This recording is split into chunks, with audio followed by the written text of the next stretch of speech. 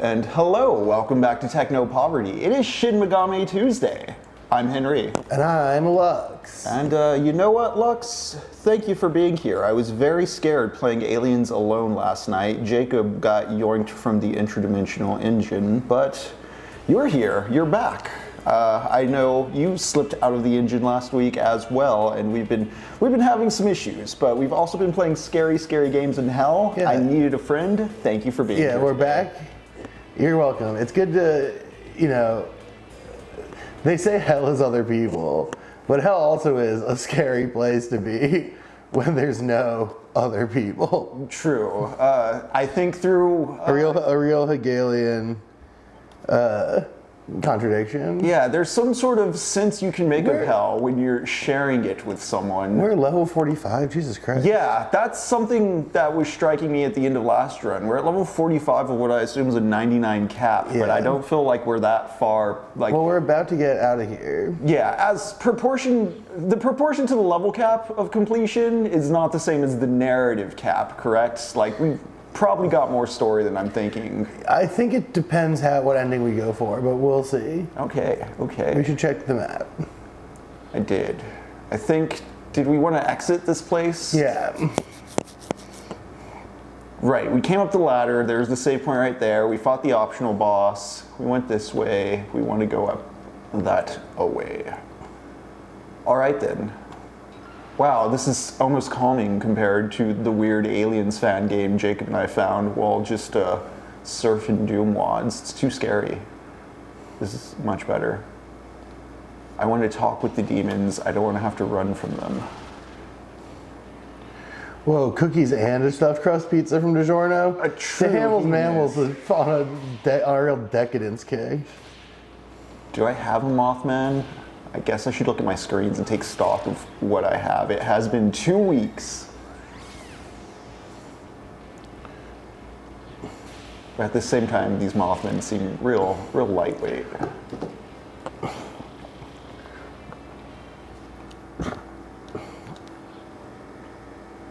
I mean, a lot of stuff's gonna be lightweight for us in here. That's the way out, right? Yeah, that is the way out. Yeah, we did That's not the way join up with Gozu Tenno because might makes right, and we are quite mighty at this moment. Yeah, although we've since met other people with different opinions. Right, something's going on with my friends. Noodles got really mad at me. Yeah, Noodles got mad because we didn't rescue him fast enough. Yeah. Which, sorry dude, I really wanted to do that optional dungeon. Yeah, well, I guess my own personal narrative I found more fulfilling than solidarity with my friends, oh no. I feel like there's no... I believe I equipped that newest worm when I got it last time.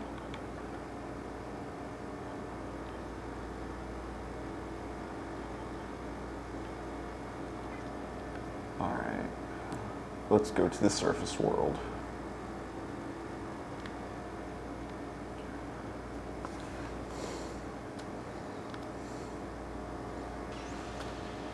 I got a message from the boss man, which is to say Burns. So I had to talk to Burns really quickly. Oh, okay. But in text form. So I can stand here and watch you grind Mothman to dust as we try to remember how to leave this tunnel. No, we found the exit. I'm heading towards it right now. It's just, there's Mothman to grind to dust.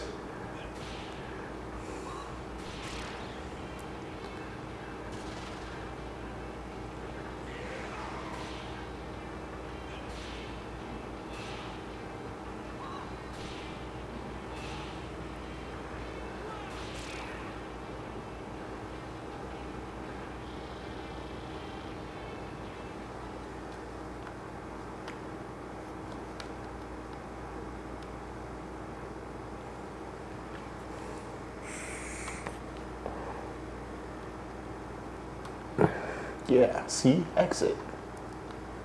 A proper sign. We liberated those mannequins from prison. Yeah. And now we're gonna go find them. In Asakusa, which I think is down there. You have to cross that bridge, then cross the other bridge. Oh, that's a river, I see. And there's another bridge to your left, yeah.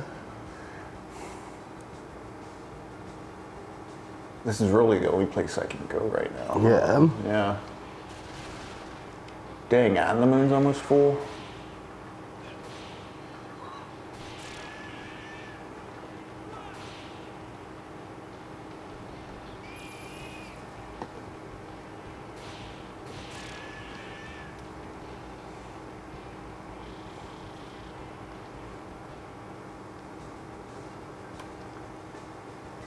Asa, Kusa.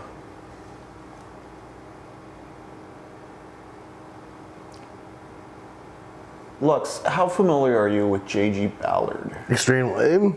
Okay, He's like my I only know High Rise and Kingdom Come, but they're both very good. He's like my books. favorite guy. You ever read Atrocity Exhibition? Nope. Henry, get your shit together. What is that? It's a short story collection, Okay. including a short story called The Atrocity Exhibition. Okay.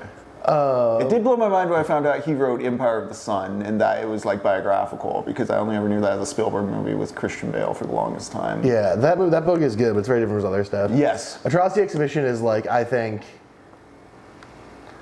like obviously High Rise is great. The thing is, I read Kingdom Come, which is like one of his later novels. Nice. All right. Kingdom Come is also good. High Rise is great, but Atrocity Exhibition really gets at the weird preoccupations and symbolic concepts that make him the coolest. Okay. This guy's like got kind of a pervert voice. Look at all the eyes on that horse. I love the riders.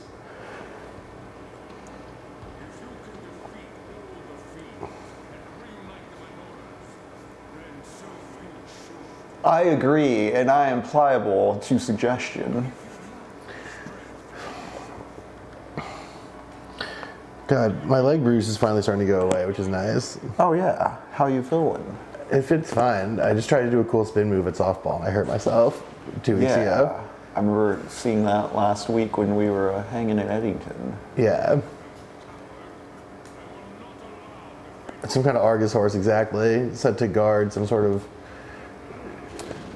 treasure. Virtue, damn. Yeah, he calls angels, so you're gonna need to hit some group attacks. Good thing Hellburner has a bunch of those. Hellburner, or I mean, save Hell Exhaust, but maybe Hellburner's worth it. See how fire does with these guys. Okay, he blocks fire, so that's not great. Okay, so force. Who else got force? Anyone?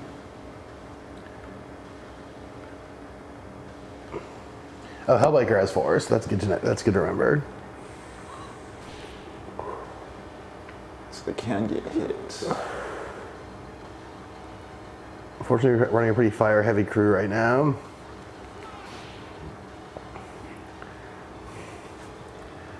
Nice. Not my defense. Do we have a Dacunda? I think I have something that disables it. I was just looking through stuff, but I know we have physical Dakaja. fire, medium ice, medium fire, so like force damage. Yeah, definitely start with that. Negates all Kaja effects as well. Yeah, but there's no good, Kaja on the good. board. You could try Ice on him or something. And I see was about other to say, stuff. so fire, he just blocked, right? Yeah. Okay. Ice hits. whatever.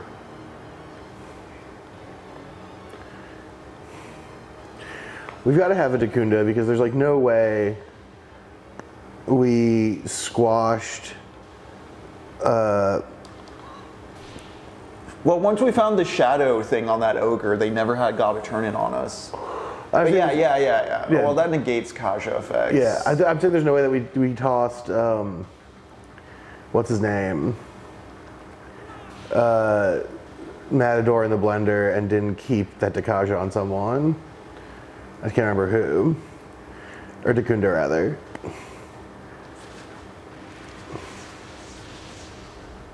There, negates all Kaja effects on the... Yeah, but we're not looking for Kaja effects, we're looking for Kunda For something on effects. us, right? Yeah.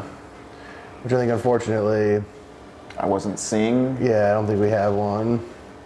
I was even saying I should look at the menus, but...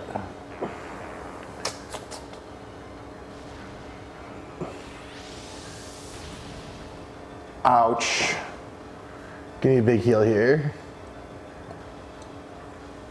Well, you can do the wind attack with him and then heal with Kushinada when it's her turn. Action economy is the most important thing in the world at all times. You can even do... Oh, Tornado's not a bad idea. Or Warcry, rather, is not a bad idea.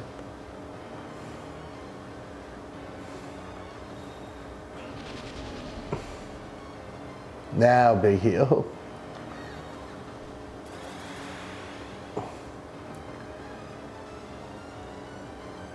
You can do Dismal Tune if you wanted. Because he blocks fire, so you're gonna want to do something that's not fire. Oh, he blocks whatever that was too. Interesting. It just kills. Damn. That's a good one to keep in mind. So he's just using arrows, lowering effects. They should kill. No. You can use him to summon someone, and then you can maybe... Oh, man, we still have Matador. I mean, at least we're bringing out Matador to have the Decunda effect. And he has wind stuff.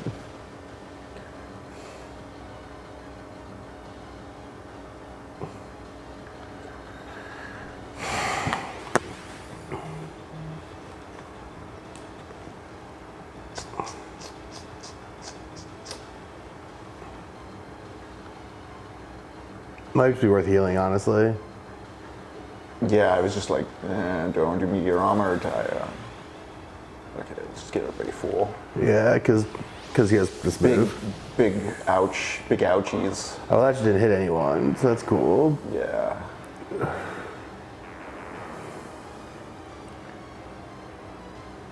All right, Mazan. You can do either Decunda or Mazan. Actually, if you Mazan now, you'll get back around to him, so you can Decunda after.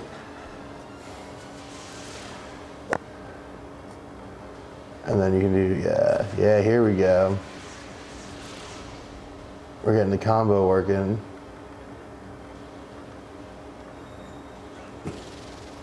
Smart, because you're gonna get back around. There you go. Now you're getting it. Now you're playing the damn game. You should attack, I guess. And then he can Decunda. Oh, you're not gonna get back around, I guess, unless you pass with... You could pass with Hellbiker and then just punch with the guy who just focused. Mr. Ooze. Okay. Now what are we doing? What are we doing here? He's hyping himself up with some terms, summoning some angels. I love the design on those guys is so creeped out. I love it. The translucent angel? With the visible heart. Yeah. Alright, so now I do the same sequence, I think. Where's my force damage to all foes? Same thing.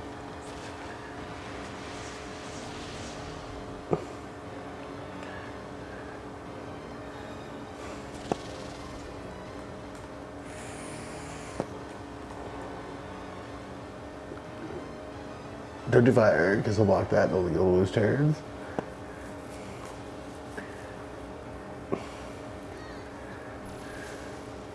Damn. Oh, that's no good. And you're going to want Decunda for defense, probably.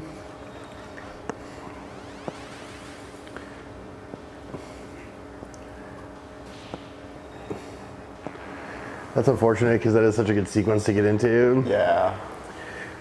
Although that wasn't really a smart turn on his end. No, they could do. No, those two attacks were like, yeah. Yeah, you just brought that sequence again. Because you'll get at least one. Yeah, there you go. You're gonna get double.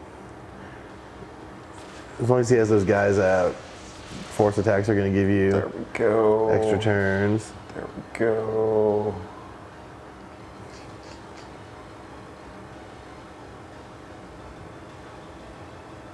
Oh, interesting. I like it.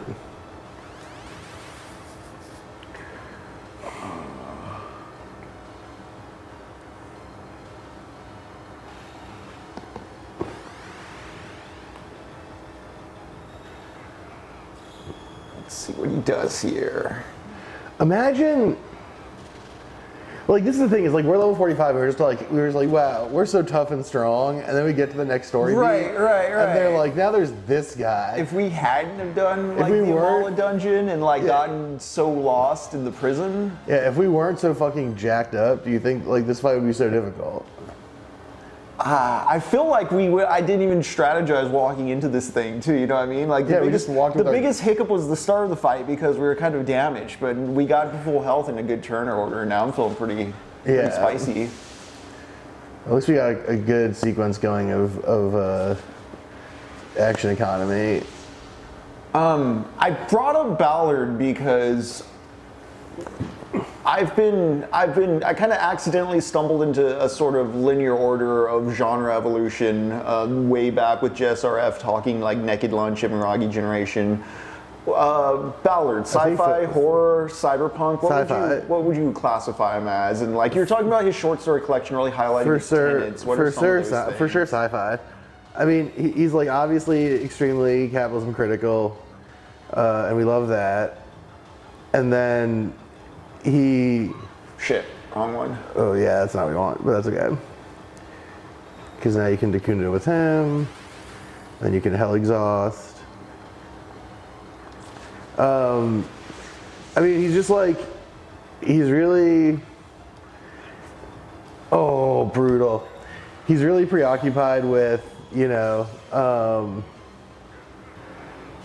the problem, like the problems of capital, and that's not good. A feature in two of the stories I've read is there's a building or piece of architecture people are collecting around and it's driving them insane. Yeah, well, he's very material focused, which I think is cool. Remember, they have a magic shield up. Oh shit. Okay. All right. All right.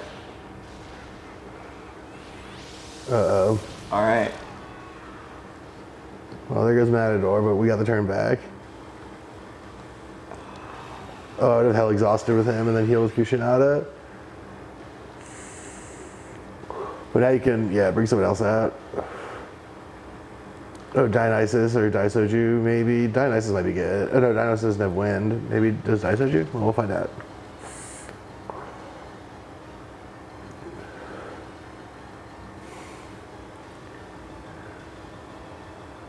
You should, I don't know.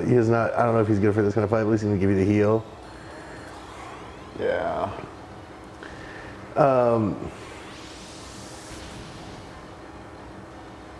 But yeah, he's very into architecture. He's very into the things people make, and he's very into the construction of images. Obviously, Crash is like Oh yeah.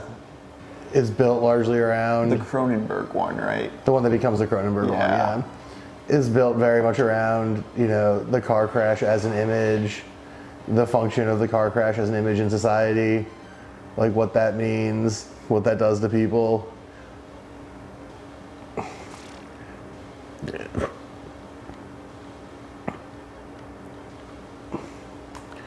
Who has Ways what? full of healing, Orthus. Let's see what Dionysus can do for us.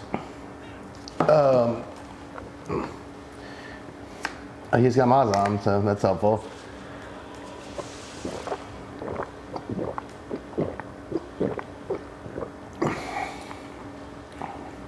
Gene Punch the Rider.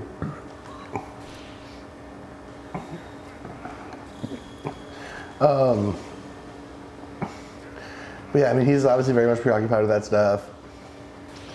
And very sort of interested in what the persistent presence of cultural images and design like do to people. Yeah. So I'm bringing him up not just because we were talking about last I might night. tornado. Good call. But because in Kingdom Come, there's a quote he has about the suburbs dreaming Now of you gotta violence. Oh yeah. Now you got him at Diorama, I think. The group one.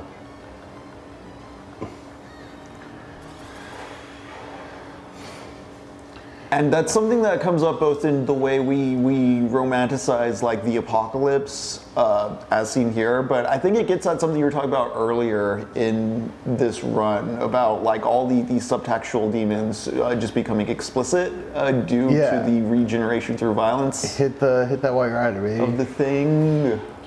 Yeah, I mean, I think for sure. I mean, I think that like, what you see. I mean, right? Like, hey, we did it.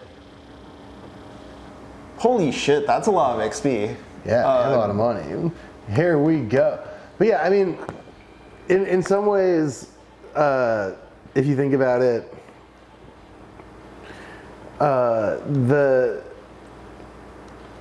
the suburbs are like made of violence, right? Like I'm gonna skip. You can't really have this thing that is made up of these isolated communities where no one who doesn't live there can go unless that's enforced through some degree of geographical and social violence, right? Like, right. We see this with the privatization of like neighborhood security. Yeah, the amplification of that shit now. Yeah, definitely Let's go heal. save. Yeah, save and heal.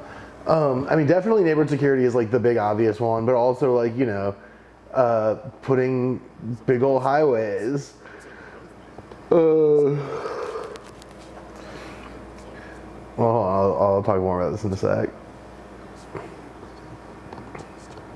Yeah, I have questions about Ballard and architecture, but we'll remember highways in a moment. Also, highways is guiding things here. Yeah.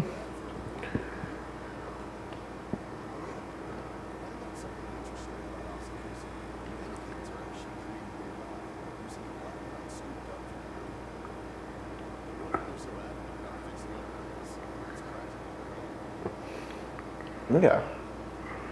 They're made of mud. My name is Mud. Mud.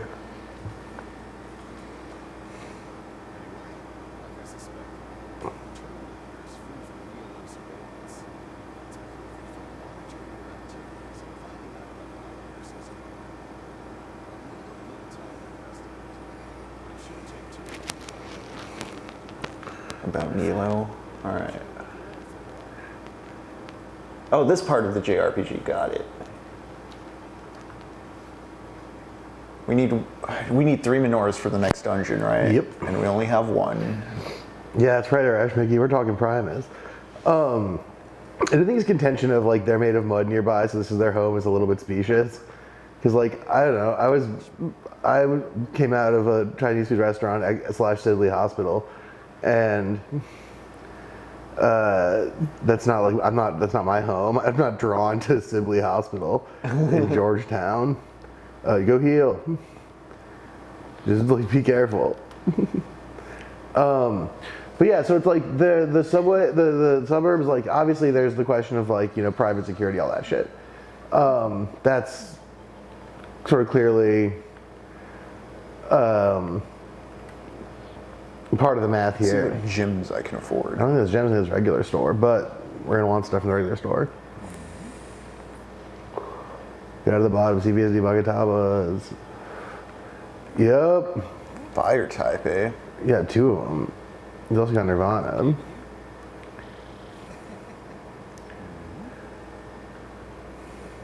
Light type, Nirvana. Yeah. I keep thinking I can like queue multiple things into the bag, but I can't. Does he have, go up, do you have any? MP. Yeah, no, he doesn't. No. Oh, beans. I do want revival beads though. That's true. How many can I get? Holy shit. You just have an unlimited amount? I think up to 99. Yeah, maybe get like 7, it seems good.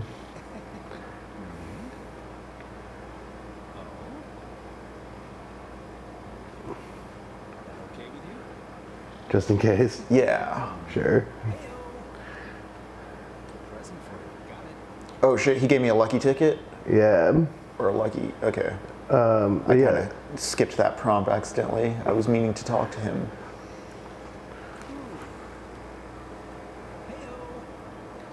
We have so many malls. But yeah, like you can't have suburbs without not just the enforcement of private security, but also the process of, you know, displacement that's baked into the highway system. Oh, I would register everyone before I refuse anyone.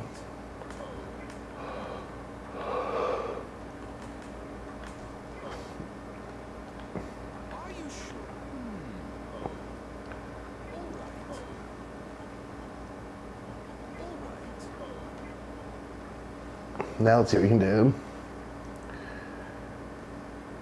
Yeah, I mean, I keep wanting to talk about this thing, or Ashmookie, but unfortunately we keep having cool things happen to us.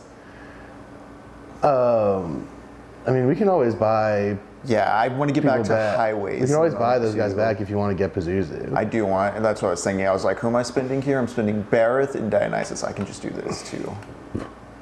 Yeah, I'll do that. Oh, what do I have here? I want to keep Dakaja, and I want to keep... Oh, I think I want to keep Samarkand, right? Yeah, and you probably want... Oh, no, I don't want random skill. I completely forget the buttons. Okay, what do we have? Hellgaze, Insta-kill, Meteorama, Intimidate. So you don't really need Seduce, but you could take Dakaja. You can take Samarkand. You could take Fire Boost. Life Surge sounds good. Mana Fill sounds good, especially because Meteorama and Samarkand. You have yeah, but then you should take a fire spell then to go with him, so you have fire stuff. I guess you can buy your other fire guys back, so you can kind of be whatever. So, what's up, L-Man? Hey, L-Man. Just thing is, I might lose mana refill and just take Hellfire and Fire Boost. How do I? Okay, there we go. And just be big fireman. A big fireman. Healing Fireboy. Yeah, that's not bad. Then he feels a lot of...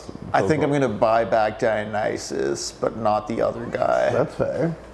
Oops, god damn it. It's cool. Right. We're doing Fire Boost. We're doing Hellfire. We're doing Samarkand and Dakaja.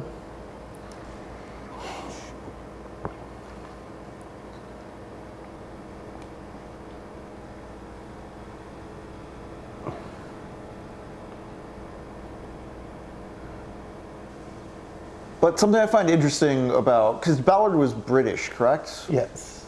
Did he also, was he an editor on a magazine or like a sci-fi publishing I think he did a fair amount of that kind of stuff. Okay.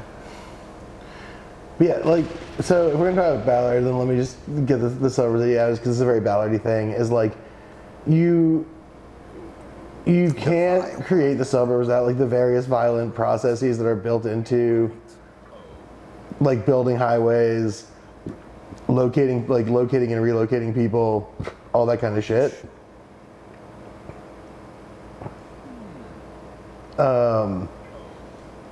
And so when we talk about, let's see what Matador can turn into so we can get Dekunda on something else maybe. Oh, does Dionysus not have Dekunda? Whoa. Let's do it. Cool. Who are we trading for that? Matador and Dionysus. We'll have to buy Dionysus back again. Yeah, we're making a lot of Dionysus spawn. Well, that's all right. But we want to hold over. We definitely want to hold Dekunda. Dekunda, okay.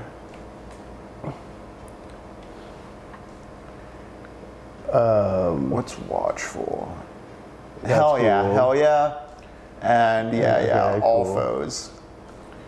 So definitely get Dekunda. I would take Mazon because we're losing a lot of wind here.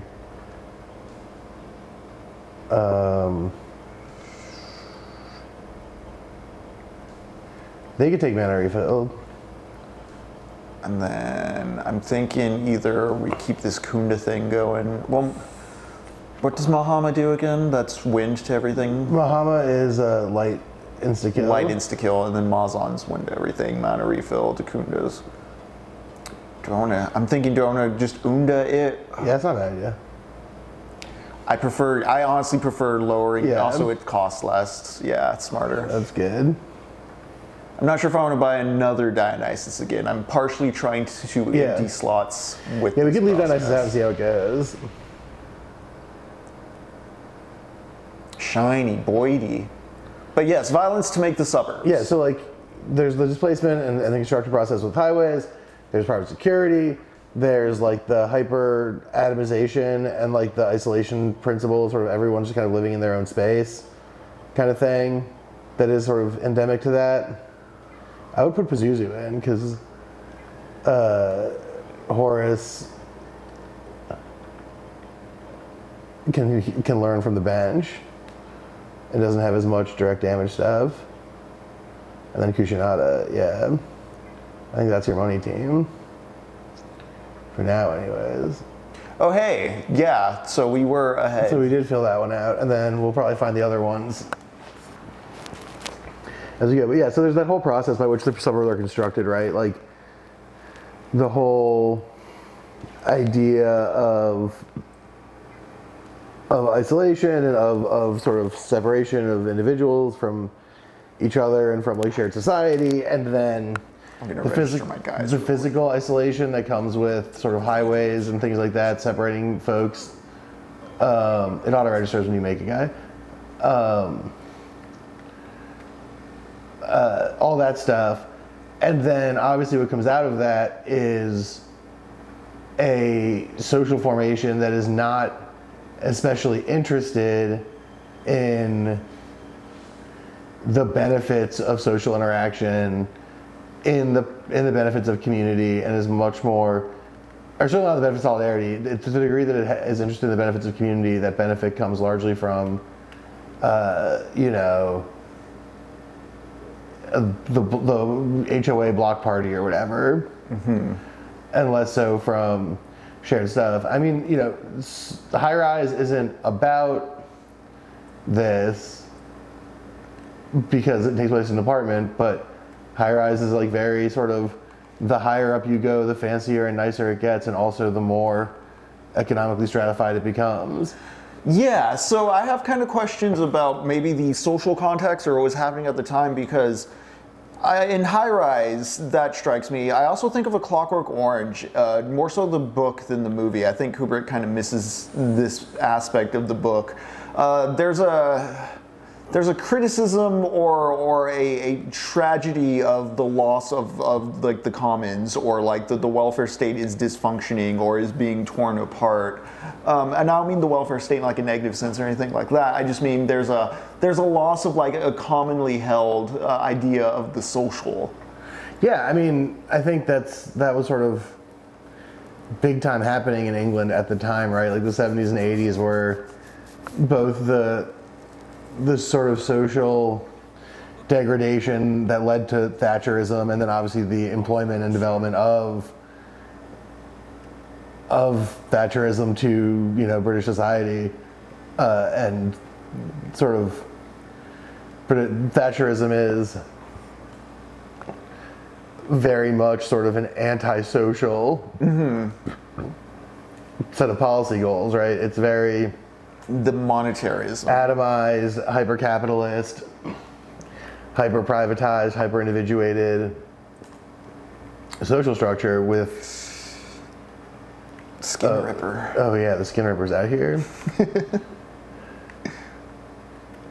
You're gonna want to watch out for him. Ghosts are like, mannequins are so dumb.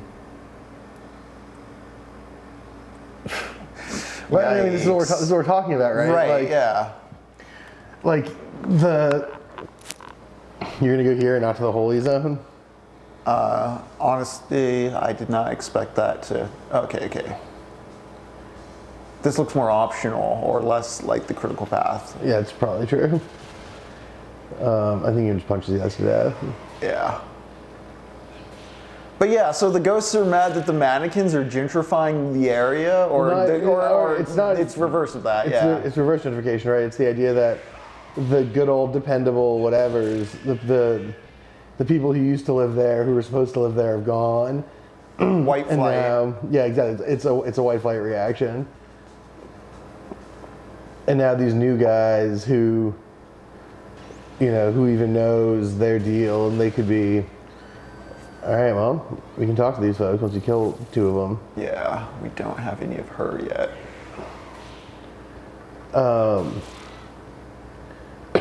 But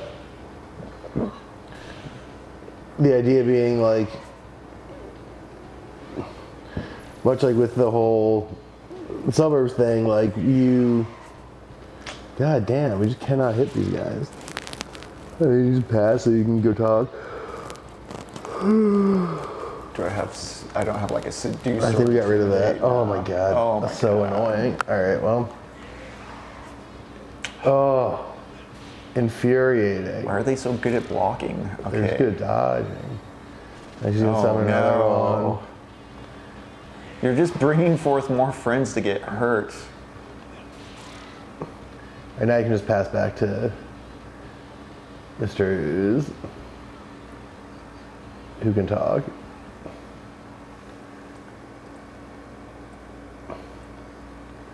Sure. Yep. Okay.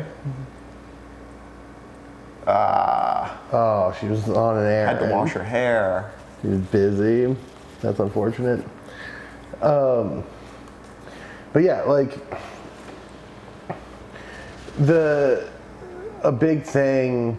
I think they hate ice, if I remember correctly. But that works too.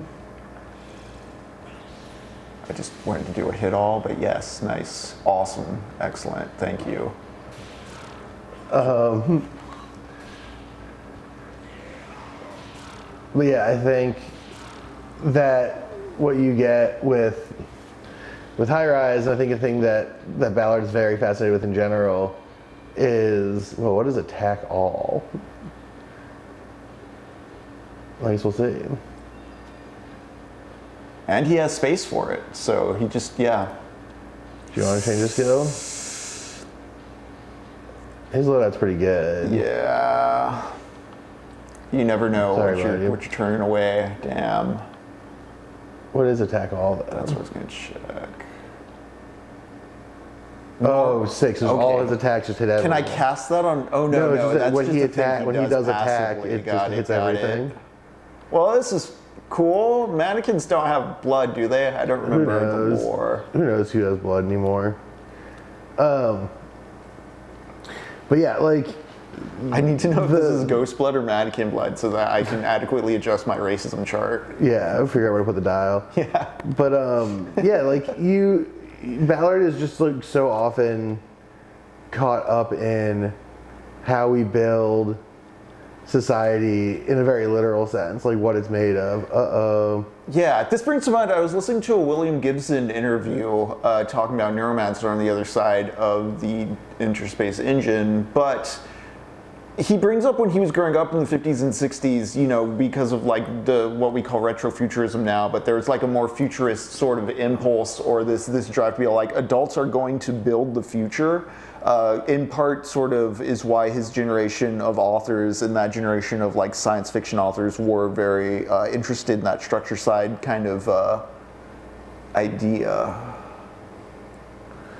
Yeah, well, I mean, I think one thing that Sakahagi. both Gibson and Ballard tap into, and I like Ballard's tapping into it better because it feels a little bit more.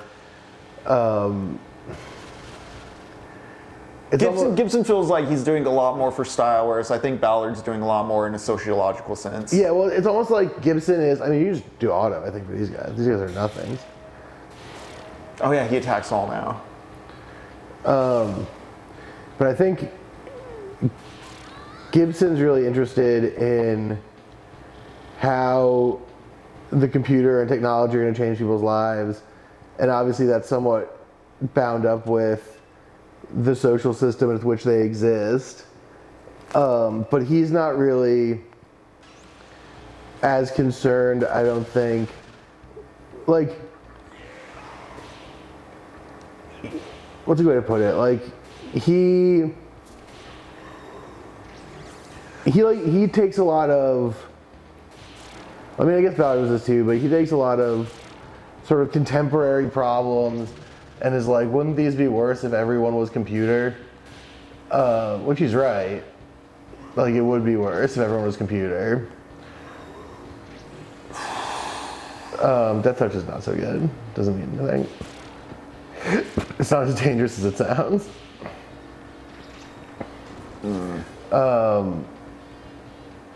Like, Gibson is very, our bodies and our way of interacting with the world is going to change because we'll have access to these digital spaces and How did I not see you before? Sakahagi is going on a rampage up ahead. well,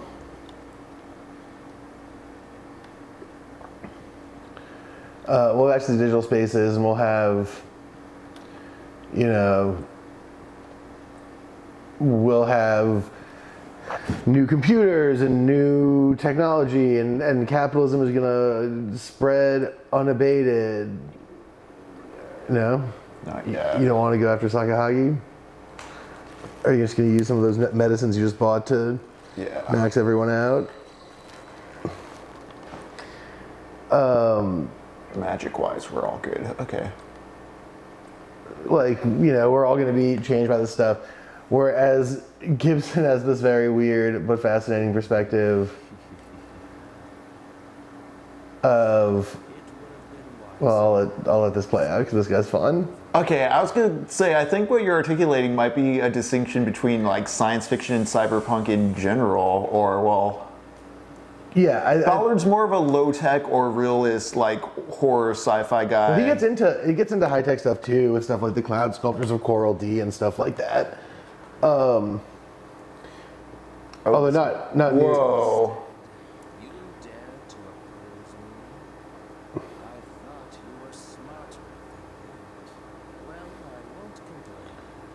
Now I have. Is he talking to the body? Okay, yeah. Not me. I was like, is this someone I know? That is, whoa. This is my favorite guy of the game so far. Yeah, this guy's a real mega freak. You're a bunch of weaklings. Save the one who escaped from the mantra. Yeah? He's been giving me quite the headache as of late. Made my life a lot easier having bled out of the But I suppose I should thank him for leading his followers. It's like a Magatsuri feeding frenzy. Ooh. I've been harvesting the stuff, matter of fact. Eventually, Hey, no, that's my quest, buddy. you're a demon. And I'm doing it ethically. Worst concern, you're thirsty for Magatsuri right now. Yeah.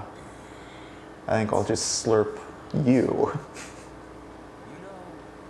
I think you and I will get along just well. I should be moving along. Maybe we'll run into What, we're not gonna fight? Just remember, I'm Sakahagi, and soon enough, I'll be the king of all demons. Would the other option have sent me into a fight with him? I don't remember.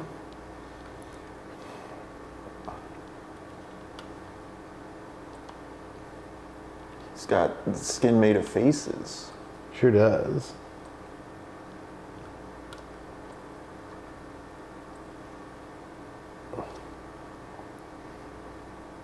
Suburban HOAs are fascinating. I love seeing the variety of HOAs responsibilities they take on for better and worse. My HOA equivalent, there is in the Netherlands. The older folks complain there's less involvement and cohesion, but get tripped up trying to create community they want to see.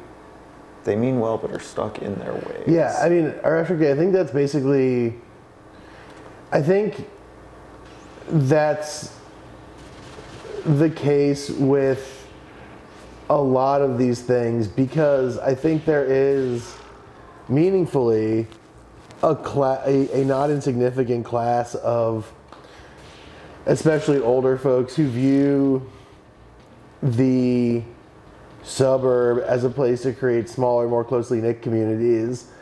But a lot of people who occupy the suburban space just want none communities and want to like live in their little fortress, at least in the US. I don't know how it is in the Netherlands. Yeah.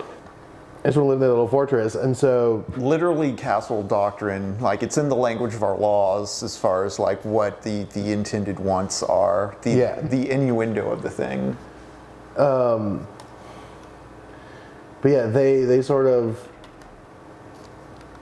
want to stick with their. You're not gonna go to the Holy Land? I'm gonna save first. Fair. They want to stick with. I didn't down there. I didn't go this way before. Let me save first. That people want to like hyper isolate from each other and from the need for community or the need for socialization, largely because one of the things that is true about community is it means taking on either social debt or social obligation, and these are things.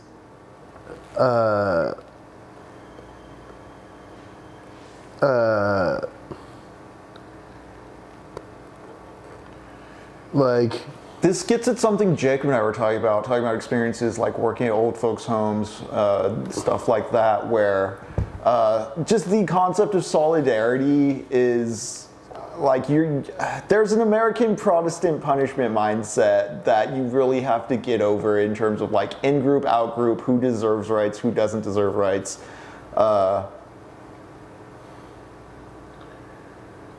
What you're talking about with like this social debt is like in solidarity, this doesn't mean like outright fascists need to be friends with, but there are going to be people you don't personally like for minor differences that you still are including within the overall in-group of who gets these social benefits. And there's that discomfort on a bit of a personal level, but that's where like the trade-off in what politics is. As our good friend Josh likes to say, the indicator of a community's effectiveness is how well it is able to put up with its most annoying members. Yeah. And like that's, I think a kind of funny, but also I think accurate assessment of how community works, especially at the point where, when I say social debt, what I kind of mean is that like you take on an obligation to assist or be available for or be present to engage with the suffering and the struggle of people around you.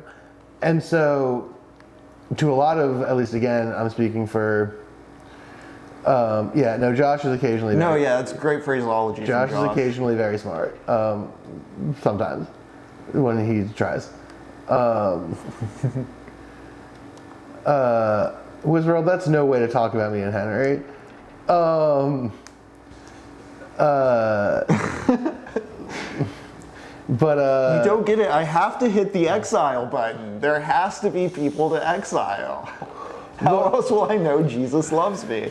Before I get back to community theorizing, I just want to say that I'm very excited because I think I'm going to go on Hunter and the Wiz tomorrow and watch the British game show Release the Hounds, where people get chased by dogs. Is there a time for that? Shout out to Wizworld Live. If you are what here time is and that? You have no idea. Check out It's their channel. 1 o'clock Pacific, I think. No, 1 o'clock Central and 11 o'clock Pacific. Is that true, Wiz? You're here. You know what time your show is. I don't remember. I just know it's on because I get a Discord notification about it. Bam, I nailed it. I doubted myself, but I actually did know it the whole time. Hell yeah. But yeah, so like you take on the sort of social debt, and there's this thing, the like hyper-capitalist entrepreneurial mindset of like American individualism is such that the idea of taking on a debt or making yourself making yourself accountable to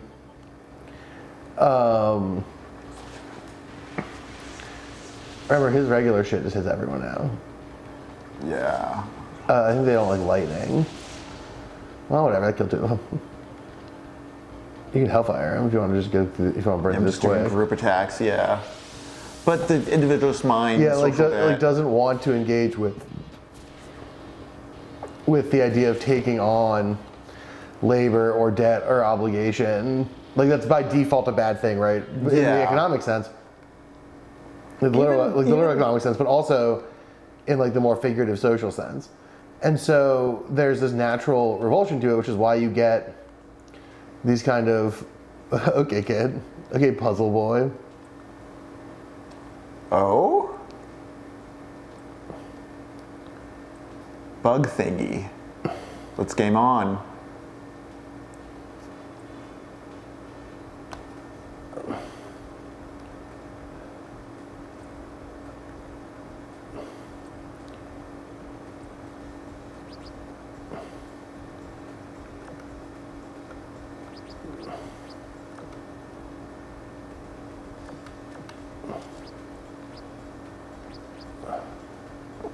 You rotate it again.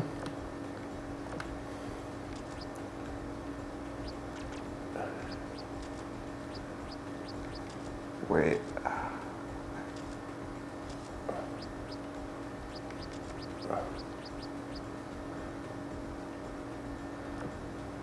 You may have already goofed it.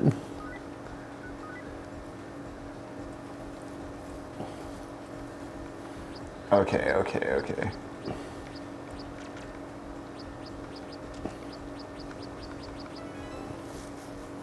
I'm a casual gamer. Congratulations, Henry. Hi, Mom and Dad. I just won a trophy for being a casual gamer. So you want to push that one to the side. Yeah, and then up. And then, yep. There you go. Now we're gaming. Now we are. All right, let's see.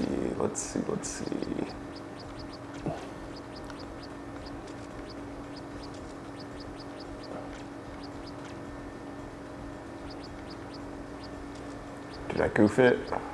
No, because you can. Oh, no, I have not. Now you might have. Nope, you can go there. Yeah, there you go. Good thing there's no, I was expecting like a move limit, but no. Okay.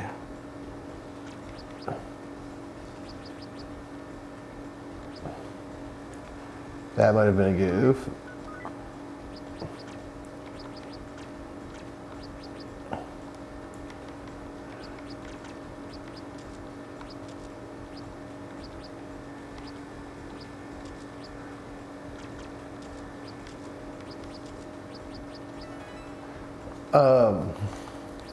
Whew.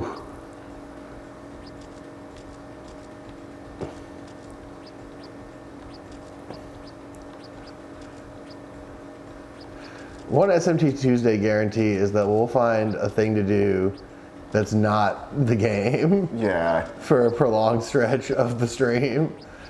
I mean, it is the game.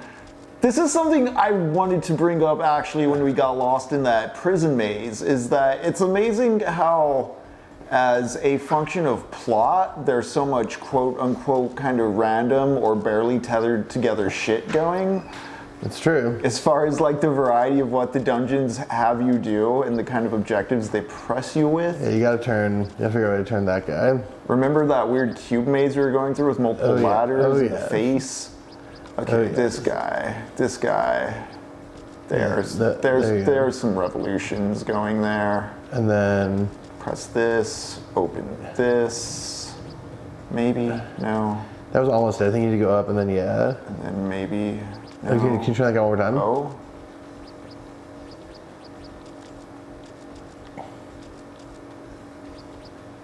But no, that was it. Go up. Then go back. Just reset that. Go up. Up. Left. Then rotate that way. And then push that guy. Oh no, that puts you back where you were. Shit. But then, yeah, there you go. Oh. How many stages are there? Well, we'll find out. But if we weren't engaging with the math side of this thing, the menu side of this thing, the groan and grind side of this thing, and it was just purely this barrage of labyrinths with mini games and some turn-based combat, but like it would feel like an ES game. It would feel, we'd be impatient with it. Yeah, I think that's true. It's such a good testament to how much those actual menus and number systems make this thing. You have to push from the bottom, yeah. Then, That, I think you maybe trapped yourself.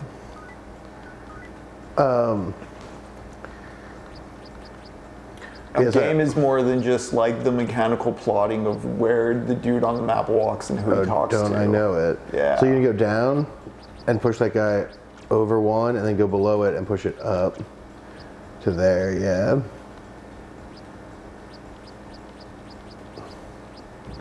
Or you can push it down one from there.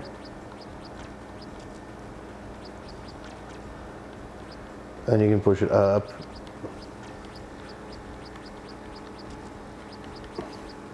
There we go. Yeah. Now I'm trying to remember what I was saying about the community obligation. Yeah, so there's like... Yeah, the most annoying members. yeah, there's this built-in... yeah, maybe? No, I think that might have... Oh, wait, no. Go rotate that. Rotate that top one. And then rotate that bottom guy. I can't. You can't rotate that one up? Yeah, no. Uh-oh, now you might be in trouble. Oh. Whoa. Yeah, I mean, it's the obviously there's Josh's wonderful observation about the most annoying members of a community, but also... Oh, wait, no, I think you were good if you just go back and then push it up again. Yeah. And then... Oh, are you good? And then push that up. Oh, no, that's going to be a permanent barrier. Never mind, I goofed it. Yeah, so it's this like sort of capitalist framework where like the idea of taking on any kind of debt, whether social or... Oh, that's smart, I think. Unless that traps you. We're taking on any kind of social, any kind of debt, whether it's like social or economic or whatever, is sort of not to be done. And so you end up with a situation where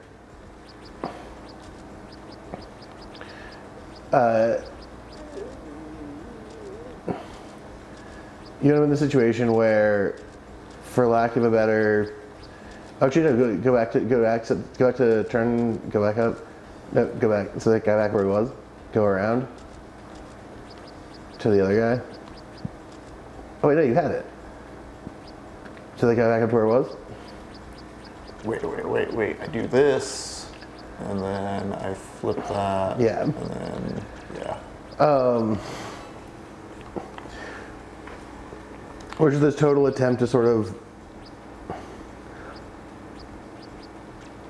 like... Oh. Can you actually rotate? What does L1 do?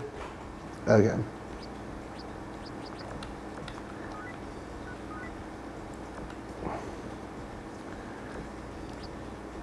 You're stuck in the situation of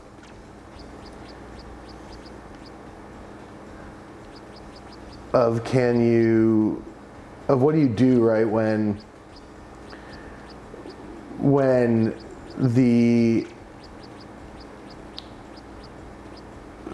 you sort of have decided in general that, oh yeah, I think you want to go sideways with that. Oh, and you just sort of decided that in general, social obligation is, I think all you really need to do is move that 2 at the top left to that hole at the top right. And everything else is just sort of, no, you want to move, see that 2 that you just pushed? I think you need to get that in that hole right in front, in that hole in the top right. I think there's a wall right there is the thing right here, but not at this bottom part. Oh, so you think you have to get it into the middle hole? I see, that might be right. Then you have to get then what do you do here?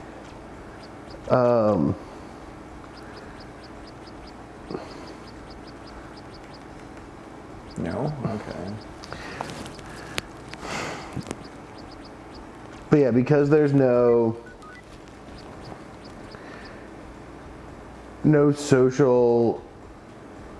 desire for social debt or desire for social commitment, you end up with a sociological framework that is grounded primarily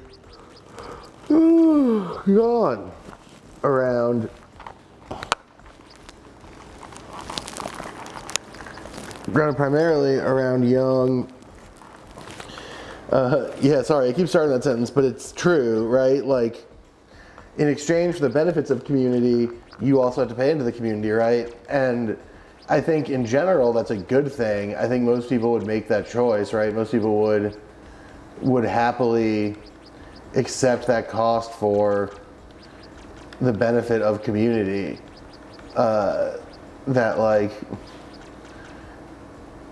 it's worth it to some degree to take on that debt, but so much of contemporary American life is about avoiding debt, avoiding those traps, and so you end up with a society that sort of implicitly disregards the value of community orientation, and like that's what creates the contradiction that Mickey was talking about before I kept getting distracted, which is that you have these older folks who want sort of a communal function from their suburb and who want that kind of connection because that used to be inevitable with any kind of suburban living or even most urban living, and it's still inevitable with urban living for the most part. But when you are engaging with it, when the suburbs, or what the suburbs do is sort of trap you in that, like a lot of people use the suburbs as a means to engage that anti-debt perspective and avoid that kind of contextual obligation. And so you're never going to get the suburban solidarity that sort of these like old Dutch guys that Arash Mickey is talking about kind of want, because the people who want that kind of space are not the kind of people who want to cultivate that sort of communal function. Are you sure you can't push things in those holes? So the ones to my right, I'm trying to get that 2-bit in there. So I need to get this 4-piece out of the way, and I got it out earlier, but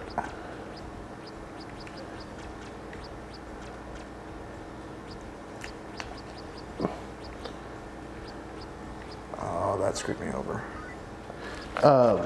Okay. But yeah, you're sort of taking that on, right? There's a benefit to it. But I think what Ballard gets at in some of his stuff, like High Rise obviously, is that what a lot of the wealth collecting class is able to do is externalize that debt process, right? Like they don't, or like remove themselves from that debt process. So while everyone else in the high rise has to sort of deal with the problems of diminished food supply and these crises in England, what the characters of the top floors have to deal with is just like the fact that there's a hassle amongst these plebeians who they just like ignore and have no real affection for or commitment to. Whereas, you know, obviously if they were the sorts of people who gave a shit about other people, they would be engaged with the political process that is solving the problem of the high rise.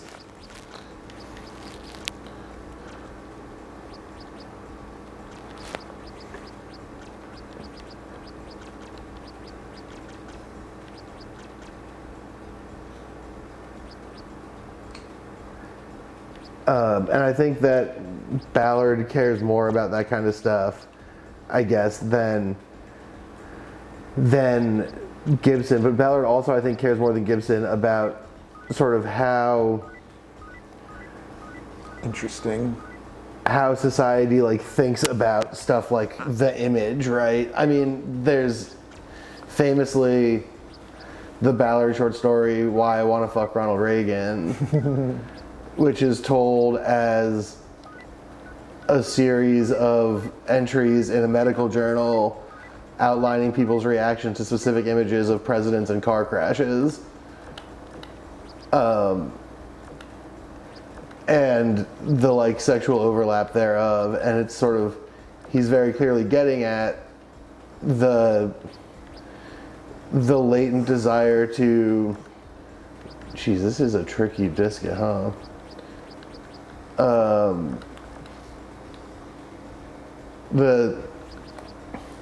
He's sort of getting at the desire to, or the tendency rather, people have to conflate,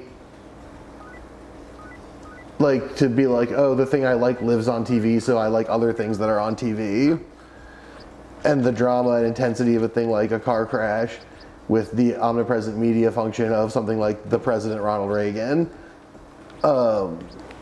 And tying that to sort of being a sex weirdo. And I think that's sort of outside of Gibson's agential ambit, because Gibson is sort of not as concerned with, I guess, what technology will turn us into as he is with how we will engage with technology and what we will make out of it, and how the tendencies that we sort of have as people and as a society are going to sort of crash into greater technological power in new, weird, and disturbing ways that are going to sort of reify power structures and stuff. Whereas Ballard is sort of more interested in the fact that like everyone's kind of insane already, and that the influx of more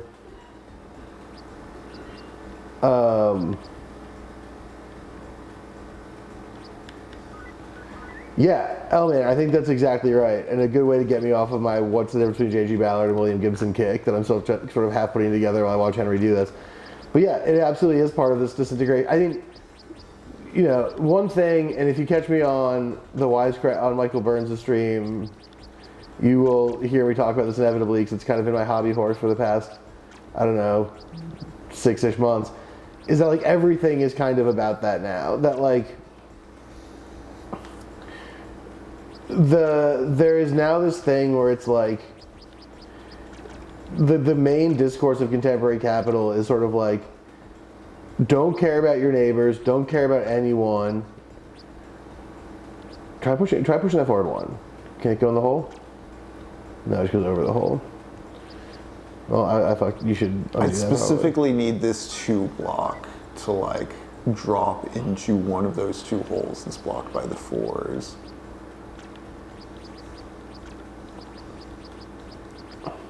Is there a way for me to...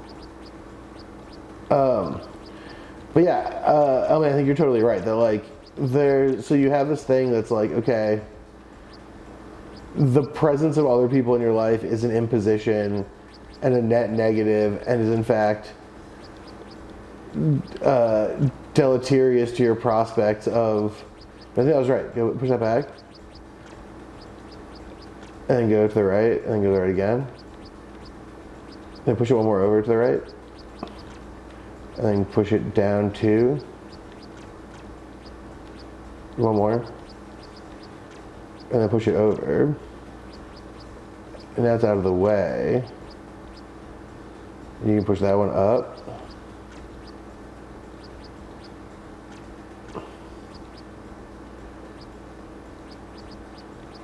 Oh, but it's gonna get stuck there. Shit. Wait, you can still undo a couple. So I think I was onto something here. Undo again. Okay, now try going around and getting that 2 out from that hole.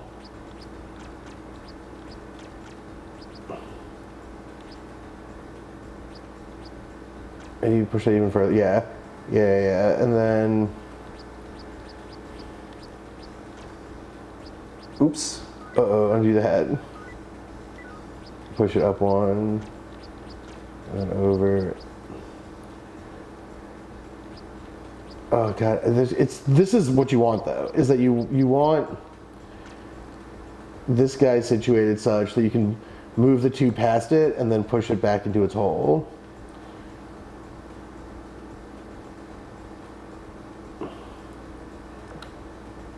So you can actually push this one. You can push that one all the way over. I think you do the 2 past it before you go up.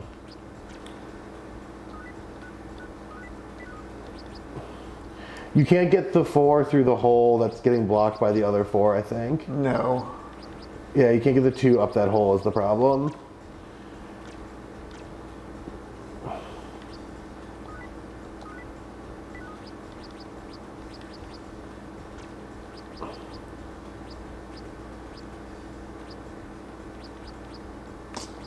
I need the 2 over here. Okay.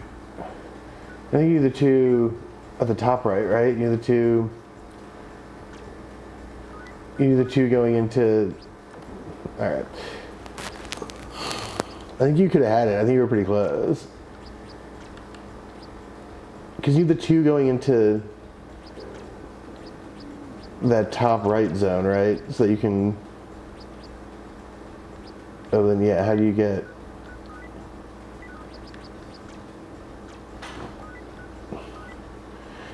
Yeah, you need, okay, so you need to do is get, I think I see it now. I think what you need to do is get that 2 that's up there into the bottom left corner. And then you need to get that other 2 into the bottom left corner also to create an L shape that you can go up and around. Oh, I think that's, huh.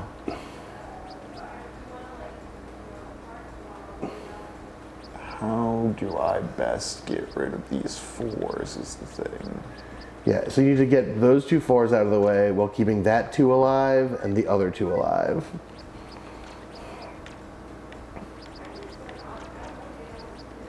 Keep that back there for now. Keep the 2 2s alive. I think so. I think that's what you need to do. Get the 4s out. But yeah, so like, to go back to L-Man's thing, sorry I got distracted by the puzzle because I love puzzles. No, that fucks me. Oh shit, I should really be hitting undo. Go back to L-Man's thing. So you have this idea that like community and the obligation to others is an imposition on your life and your approach to well-being. And so when people sell this idea of independence or all the reasons you don't need to engage in social institution or social community, what they're really selling is the idea that you don't have to be bound by social obligation in a meaningful way, which is not necessarily an especially healthy outlook for, you know, like a society to have. Because societies tend to sort of be pro-social obligation.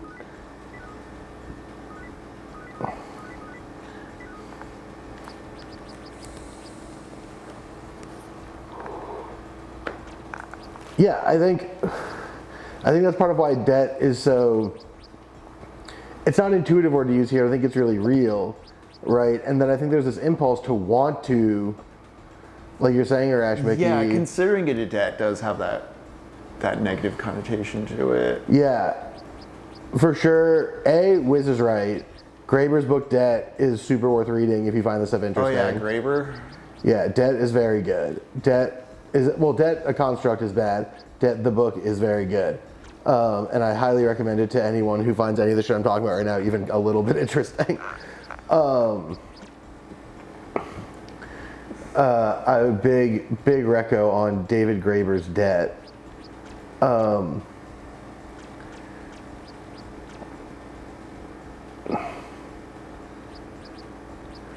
Yeah, Debt is God, that book might be that old. That book's like 2000, I want to say 2007 maybe. That book's been around for a minute, but yeah, like so. there isn't. Oh, I think that. Yeah, okay.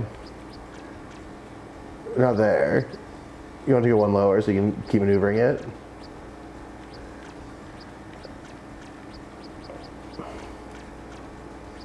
Yeah, and then push the other one. Oh, it's gonna get stuck because of that. It's gonna get stuck because of that 4. Can you do the other one first? But I think it's gonna be impossible to get because you have to get that 4 either higher up or lower down.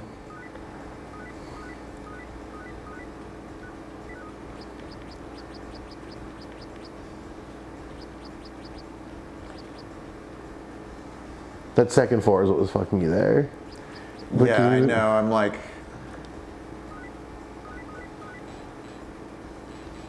oh, can I This do is far it back as we more? can get. Okay.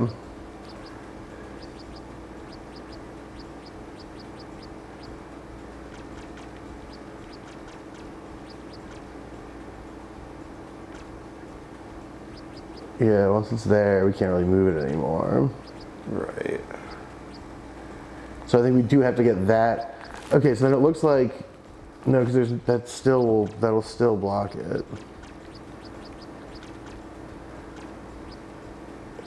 Maybe you can get rid of the vertical 2-4 at first. Yeah, Wiz, exactly. Thank you for getting me back on track and saying the correct thing. Debt is started out as a social obligation and became hijacked by kings and institutions, but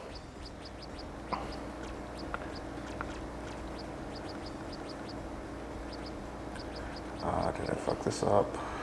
yeah, Shit. but there is, I think, a question of abstraction here that does exist, right? Where it's like, that's interesting, but I don't think possible. I think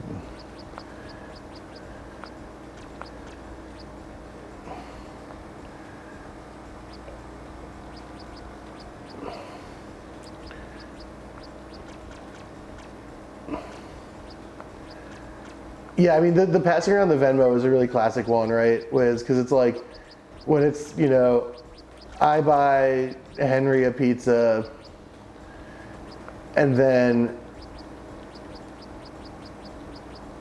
Henry buys me 3 Gatorades, and then I buy Jacob a sandwich, and then Jacob buys Henry egg rolls, and then Henry buys Jacob a pizza, and it's just that, and it's basically the same money going around between everyone.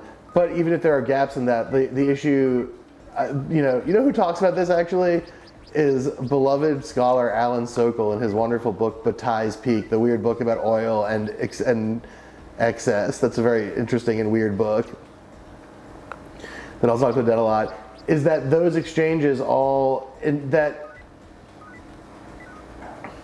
the thing with social debt and community debt, or like debt within the context of a community rather, is that you get a sort of, there has to be, the problem, right, is that there is inevitably a degree of inexactitude, right? Like, when Henry buys bagels and I buy pizza, there might be a difference of 45 cents, but there's still a difference in cost that occurs.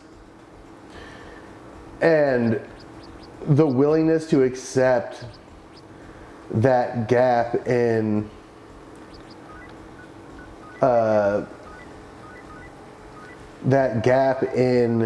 accounting is integral to, like, the debt function as we envision it in terms of actual, you know, monies being spent. And so when you have like this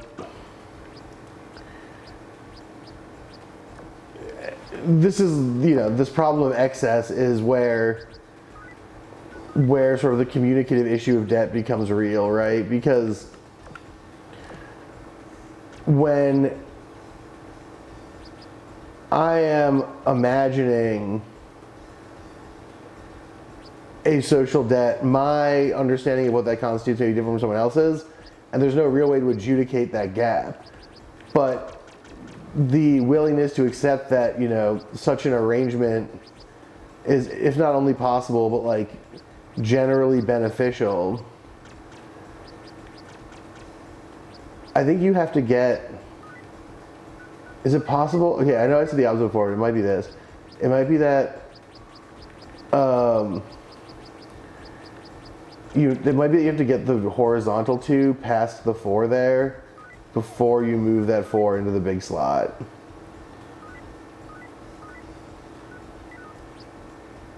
Get the horizontal 2 where? Like beyond that 4. Yeah, I have to sink it right there to my left. So could you... So I need to push it. Oh wait, hold on. here. Here, can I say for a sec? I have an idea.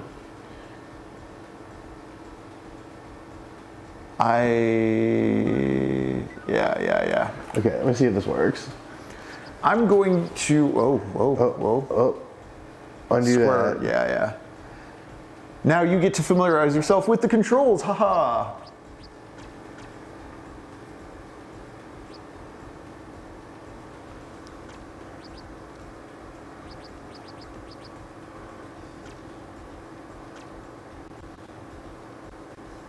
Oh, beans. Yeah, I mean, the mechanic example is a good one, I think.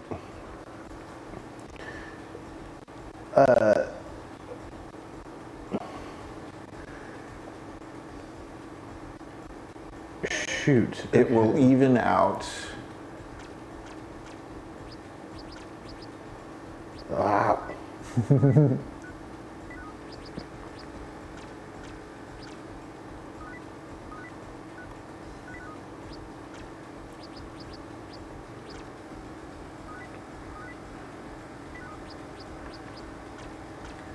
The debt thing interests me too, because I think about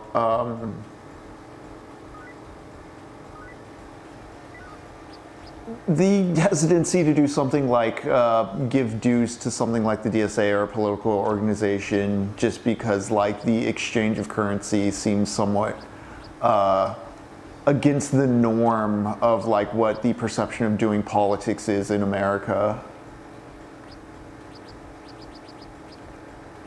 Yes.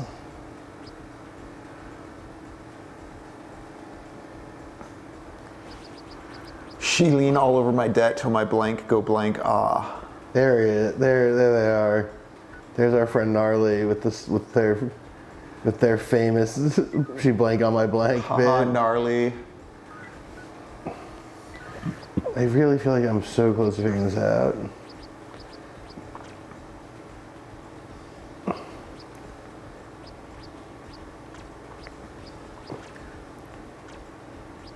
I wish I had more to add to debt as a method of control in science fiction, but these cubes have obliterated my brain. Yeah, I'm gonna try restarting. Okay. But Ballard and the concept of social debt, I was gonna originally say Ballard came to mind as I was going through Burroughs. I think the copy of Naked Lunch I have even has a foreword by J.G. Ballard in terms of influence and style. I mean, that makes sense. Yeah. Oh, crap.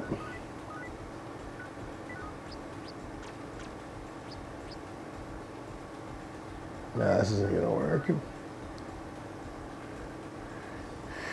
It's good to have a thing, Gnarly. What can I say? I think that's one of life's great truths. I don't know if a forward push does anything for this level, yeah. Or a forward push without 4. Yeah. I'm trying to think of what other options we have on the board here.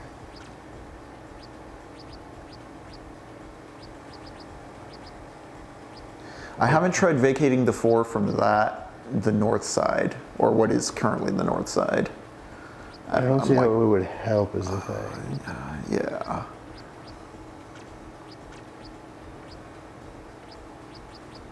I don't think you can move the vertical, the horizontal two like you can the vertical two. Unless you push it all the way. Oh? Yeah, push. I don't know if that's gonna do anything now. No, that was May I wrong. try something? Please. But yeah, I mean, I think that the thing with the social deck question that I was kind of getting at, especially with Ballard, is like, Ballard is concerned, I don't want to say primarily, but largely with the idea of like,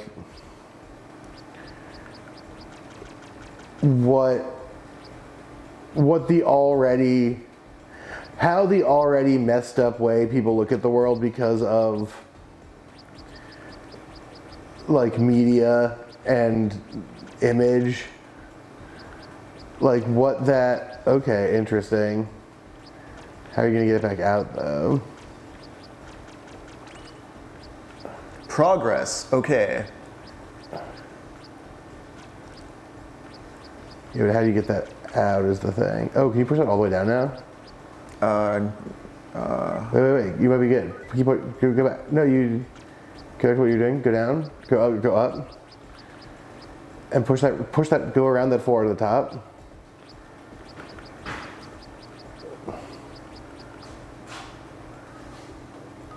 No, you were good, go back. You're totally good, push that up. Oh, yeah. No, not that, go back to where you were. Push that one up, go up to the top. Push that other 4 down. Keep going, all the way. Then you can keep pushing, you can push it further. No, I can't push it after this. Can you not? Why not? What's there? I just can't. Oh, because there's a hole you'll fall in. I see.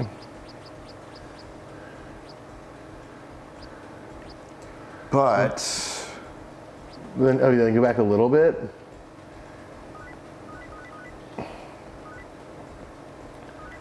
Oh, I see the problem here.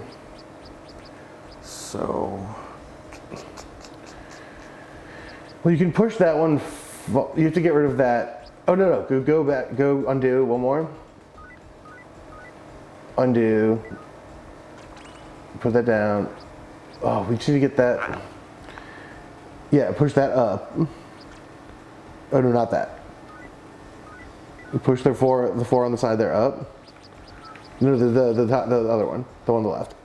I can't You can't go up. because that Oh, hole. because that fucking hole. God, I hate that hole so much. Yeah.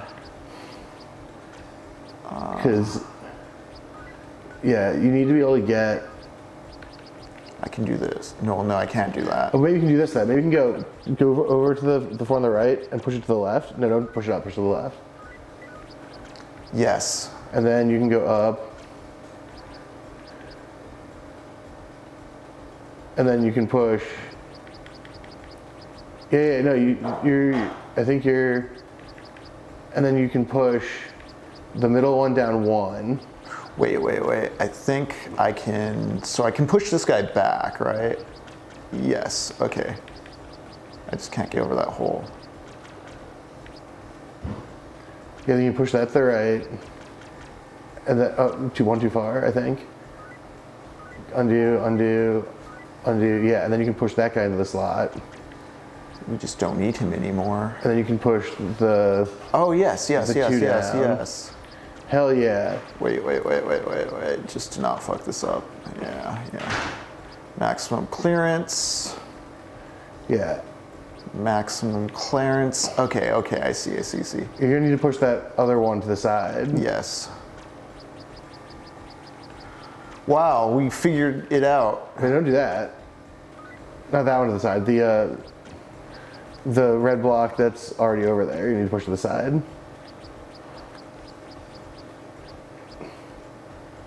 Like that? Yeah.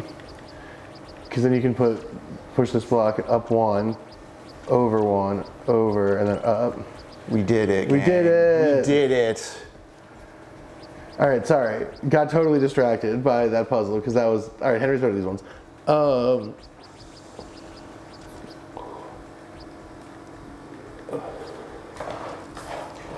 careful, Barney. Be very careful. Come here.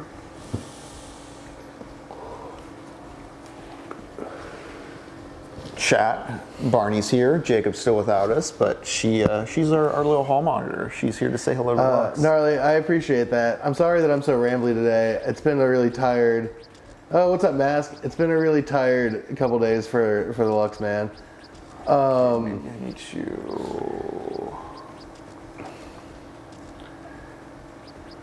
But yeah, I'm especially frenetic, Mickey, because I am very sleepy. Thank you for making it out today. Yeah, well, this is fun, but I've just been bad about going to bed because I got Heroes of Might and Magic 7 working on my Steam Deck, which also, Frankie, is why I haven't been playing Shadow Worlds as much lately. And it's just making it so I'm really bad about going to bed because instead I just stay up and construct massive kingdoms. And so I'm just not taking good care of myself currently. So I'm a little out of it. And I only had 1 cup of coffee.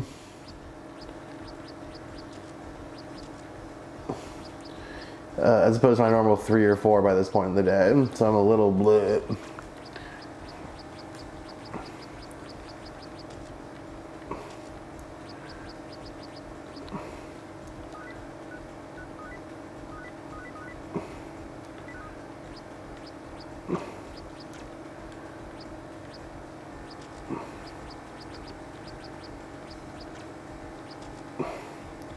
Okay.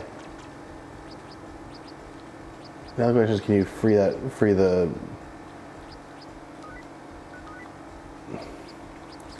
Right, okay. But yeah, fucking, yeah, I usually drink at least 2 cups of coffee by this time of day, pretty much every day. I usually drink 3 if I'm coming over to stream.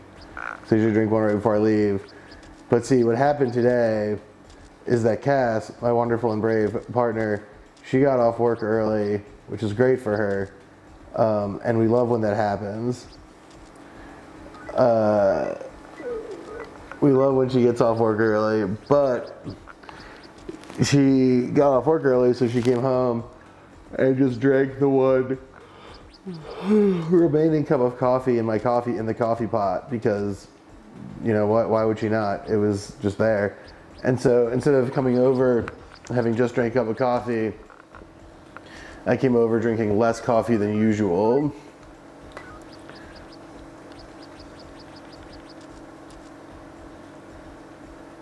Which is why you're catching me a little bit more zonked out than I often am, and trying to keep all my thoughts wrangled while my brain is a little Here we go. scatterized. Oh wait, No, that was good. Would you? I need to be able to move the 3 piece out of the way still, I think. Or not? No, I don't think so. Okay, cool. How many levels does this game have? No idea. Oh no.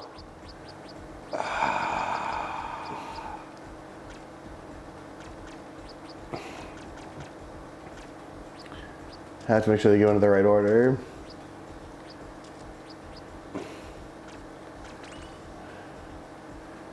So you do that, you just put the 2 down, you just put the next. Well, I guess you really, You need at least,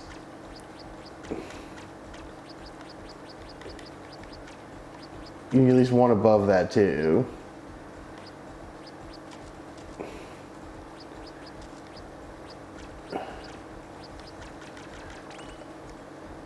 And you need one up from there. Oh no, you can't do that. You don't do that. Because you need to drop a 4 there to get to the bottom. You need to put that one above. Yep. So you can slide a 4 on there. Now you have to get the 4 over there.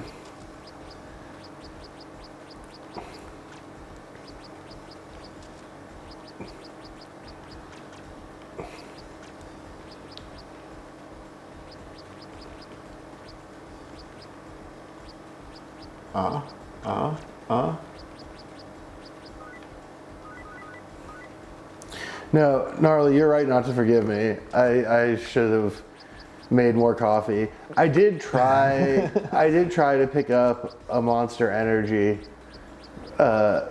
mean bean flavor on the way over here, but I messed up my trip timing. Okay, there you go. Oh, you need one more too. No, you're okay. You can do that there. Because you're just gonna need one more two over there. And you can get one more two over there. You need one or lower. You maybe need to do that. Yeah, there you go.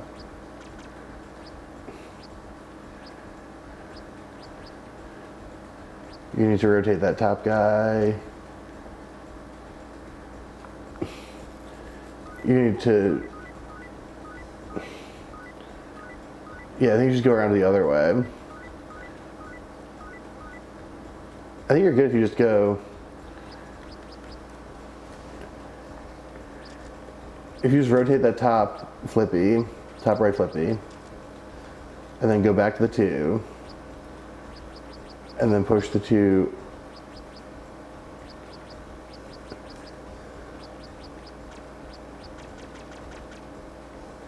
and then push the four over,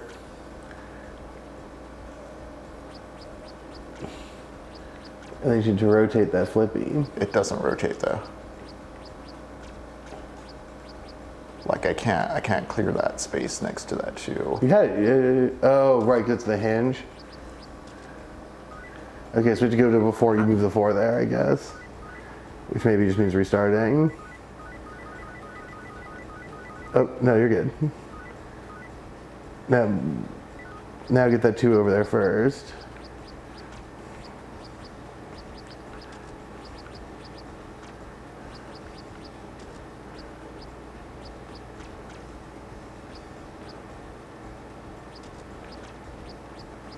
How am I doing this? Like this? Yeah, like this.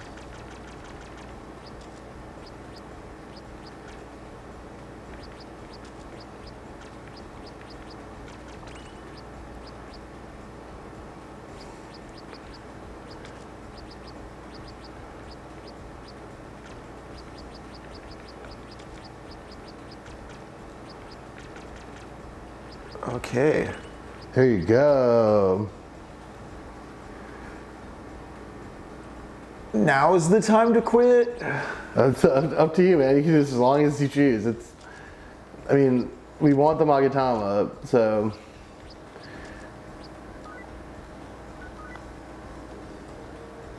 Does it give us a Magatama? Is I mean, that you gotta think that that's what we meant by the buggy thing, right?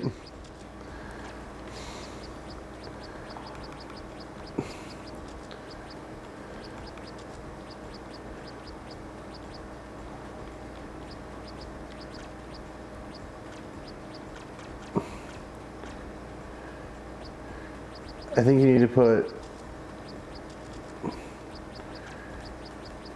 I think the only way to do it is to put one in that hole to the top left. Like one in that hole. Right here? Yeah.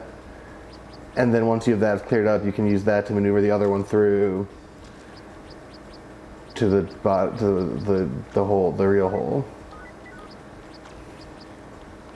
The true hole, as it were.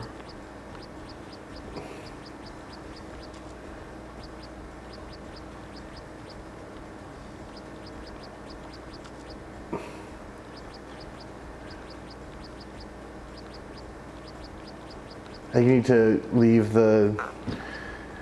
I think you should restart. I think you need to leave the first block alone. No, there we go. Oh, hello. Never mind. Okay, and then...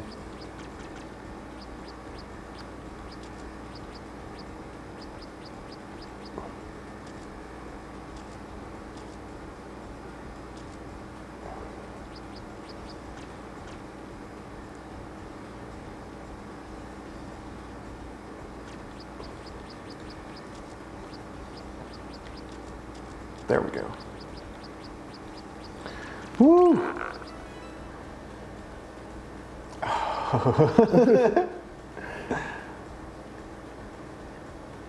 And this looks fairly easy, right? You just move. Oh yeah, there's 3 right here. Or I can't push that in. You don't need the 3. You just need to move. This one's a deception. You move the bottom one to the right. Move that, and then first, undo that. I'm pretty sure this one's very straightforward. Go to the right, take the 3 piece on the right, and push it towards the top. Push it to the top. Then take the other one and push it down. All the way down. Oh, I see why this is tricky.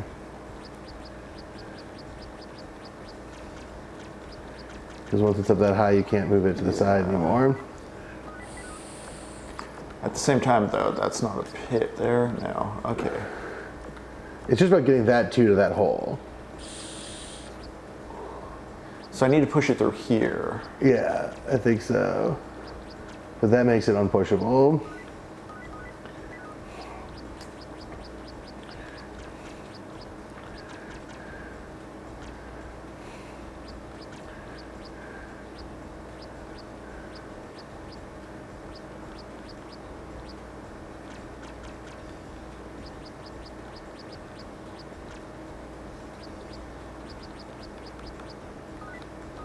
And it's close though. Alright, well, Det ran over because I got too distracted by cubes, but if you guys want to throw a new idea out there. Oh, also J.G. Ballard's like a lot more into like weird body stuff than William Gibson, like in the organic sense.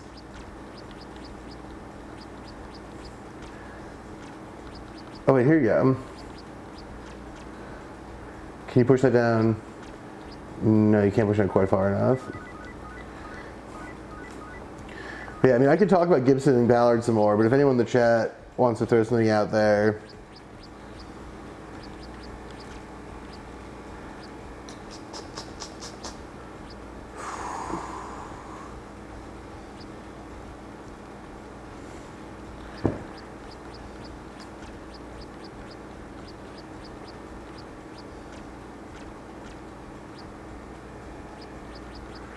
Wiz, it's kind of always Baudrillard week when you live in the year 2025. I gotta be honest.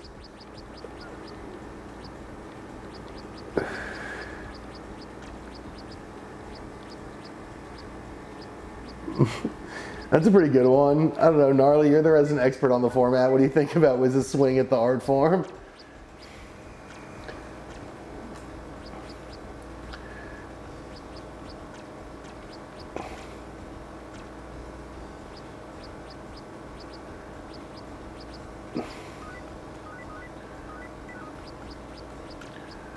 Man, the Epstein stuff's pretty crazy, huh? That's pretty wild for everyone involved. I think it's interesting that there's so much of an emphasis, at least in the what's left of the American workplace, on like a politeness and an inoffense towards politics, when the politics right now are explicitly people yelling at Ron DeSantis and Donald Trump at all that they're all pedophiles. Just Yeah. the Epstein, you know, people used to hint towards Epstein as the innuendo for, hey, these people are pedophiles. Now there's just, you can just see video of people just straight up yelling at Ron DeSantis, you are a fucking pedophile. Well, yeah, I mean, and that's why they call him Pudding Ron. Pudding Ron. I know, Gnarly, that you meant all participants in the joke, but it's funny that you timed that such that it reads like you said you appreciate all participants in the Epstein stuff. All participants in the Epstein stuff appreciated. Yeah, the participant appreciator has logged on. Yeah, the Trump comments today were so bananas, and he was like, actually, Jeffrey Epstein stole that woman from my golf course where I was sex trafficking her.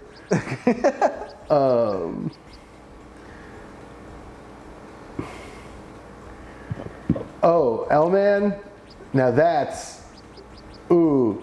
You're really hitting all the big Lux topics today, baby. What's L-Man saying? Talking about social isolation as a mechanism of control, and also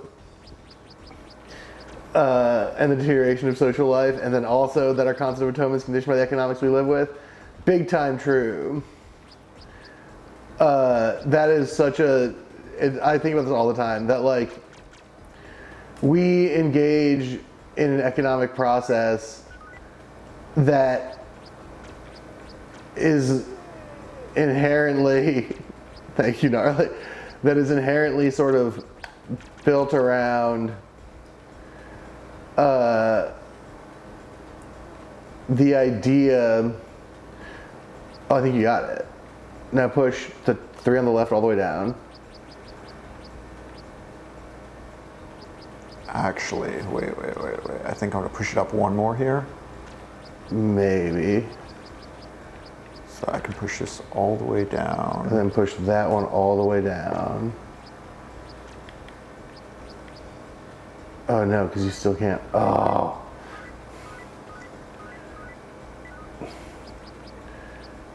Oh, yeah, try that. Just do. I think Nikki's right. So you just do 2 steps down here. Yeah, and then. No, you do one less than that, I think.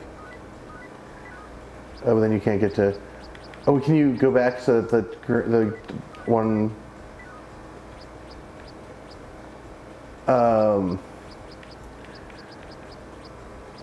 Yeah, these are also big Graber things, but I'm also a big old Graber head. All right, yeah, so, oh, fuck. What has Graver done besides the Dawn of Everything? I'm only really debt familiar and with. debt and bullshit jobs. Push that one down too. Oh, fuck, it still doesn't work.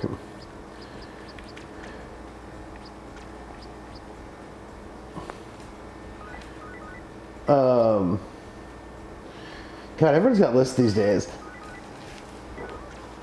But yeah, no, I mean, you are getting some big Graber stuff, because a lot of stuff I'm fascinated with is also Graber stuff as well. But like, yeah, we live in an economic condition that's like built around the idea of sort of, oh, that's interesting. And then push that one down, and then push.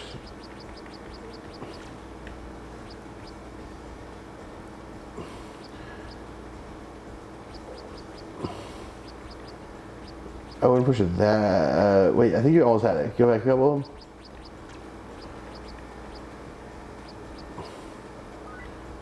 No, I think. Go back one more. Okay, now.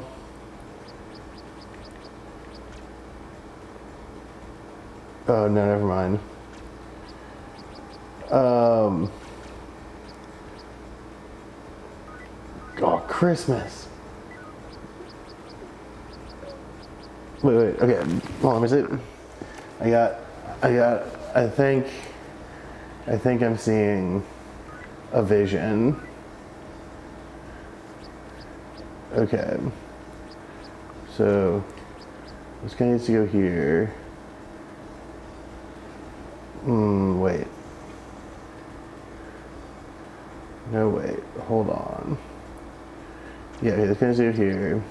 Hell yeah, I get that. Graber's Grabro, L-Man. Well, Graber in general. I'm sure Grabro's excellent as well. I'm such a casual when it comes to books. Yeah, Henry's a real fake book girl. I'm a fake booker boy. Push it down one more. Then push it in. In? No, that cuts you off from the 2. Yeah, wait, no. What up, Enochian? Enochian.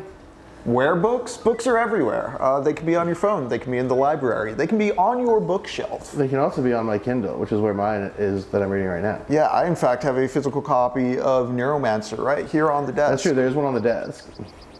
Table, not desk, but you don't need to know that. It's a little bit of a desk, yeah. if you ask me. Okay.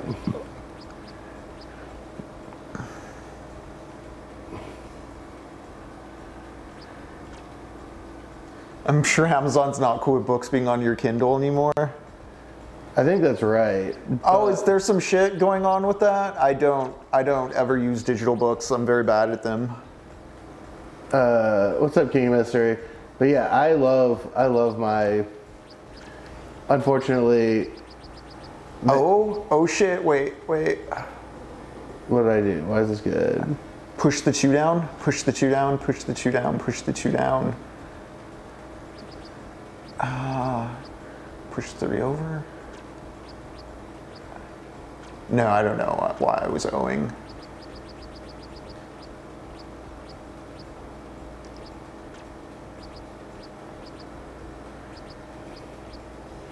No. Gaming's going good, but we are struggling a lot with this. This puzzle. This peg. Oh shit! No, you can't. Take it back. Okay, yeah, I'll take it back. You can continue talking. I thought I had an idea, but it turned out I was wrong about having an idea.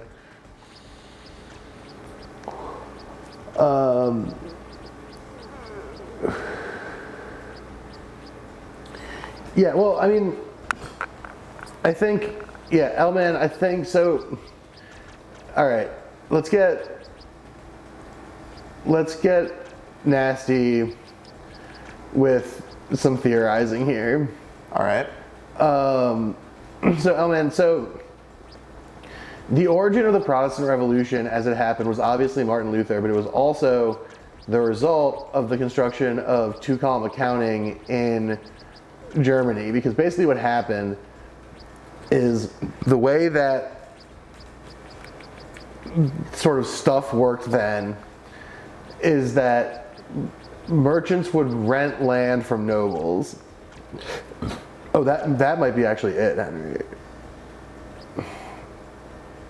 No. No, but I think that's closer. Yeah, it is. They'd rent land from nobles, and then you'd set up your mining interest on the land owned by like the Duchy of Agincourt or whatever. I guess that's not German.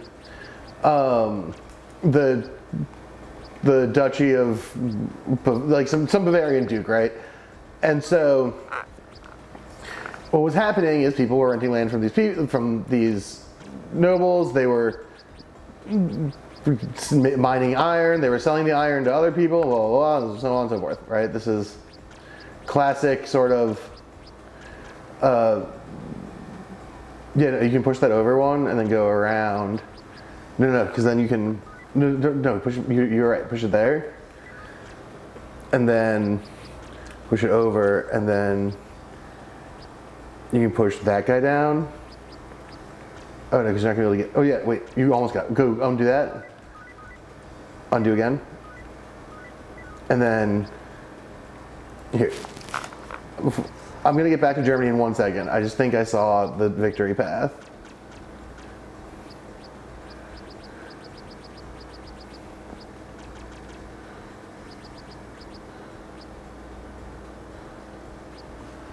Oh wait, did I pushed that too far?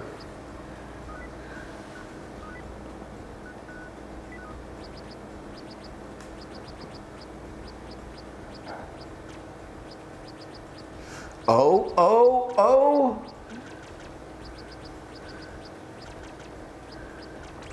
Hell yeah. Okay, back to German accountants. So you rent land on this, duke or whatever's. You rent this duke or whoever's land, right? And then, how do you? Is that a 2? Oh, that's a 2. So Yeah, there's a 2 right there. Yeah, but where is there a 2 that fits in there? Can you just push the 1 in there? Oh, there's another 2 right here. But that doesn't go in that. It's oriented the wrong way. Gnarly, don't you do that.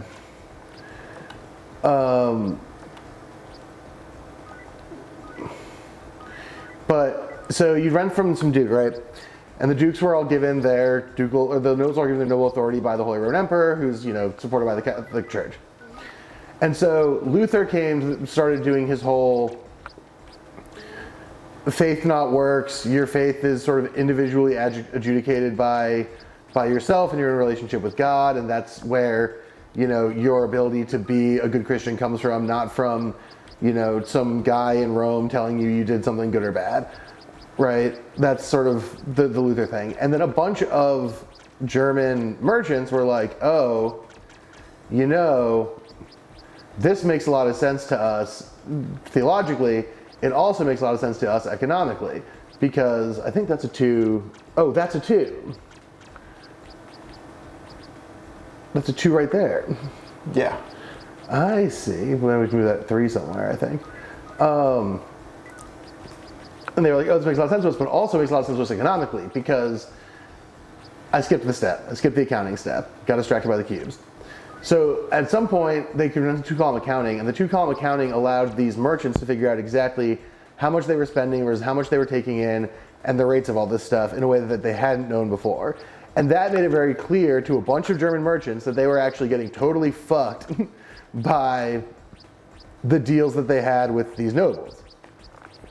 And so when Luther started getting the word out, and also other guys, the Anabaptists and Zwinglians and all that, started getting the word out about their stuff, a bunch of the merchant class were like, oh, we love this stuff, and aligned themselves specifically with the Protestant movement, not necessarily exclusively out of a religious belief, but largely out of an economic belief, in that this was the mechanism by which they could get access to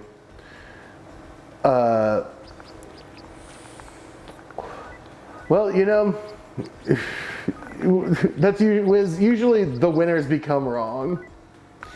But yeah, so exactly, they co-opted the peasant anarchists and instead made it sort of this thing where the merchant-backed, Protestants were able to push back against the Catholics, and the interest the merchants had in this is that, hey, if suddenly we don't believe in Catholicism anymore, we don't have to respect the land rights that the Holy Roman Empire via the church has given to these various nobles.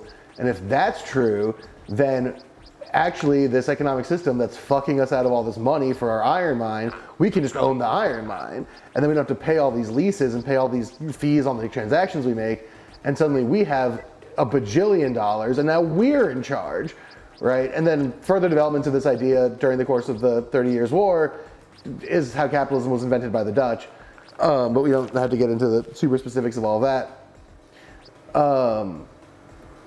Yeah, totally. I mean, look, you say what you want about the horrible merchant class that took over Europe and invented capitalism, but they were hooping on a pretty high level to sort of rally economics to their side in their battle against the Holy Roman Empire, the greatest force in all of, in all of Europe. The pretty impressive work from those guys. It's got to be said.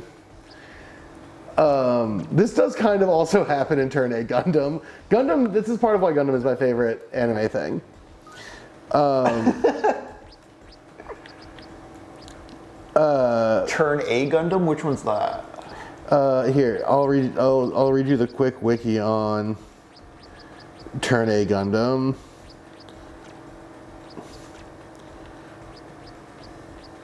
It's also known as V Gundam.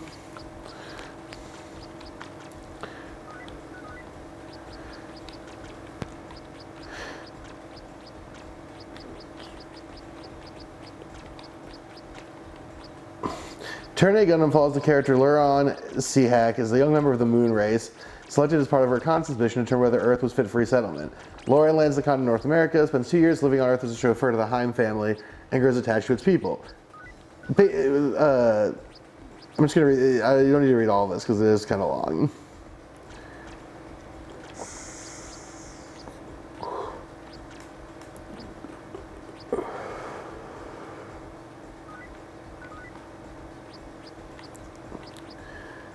Basically, they create economic relations between the Moon and Earth, the Moon colonies.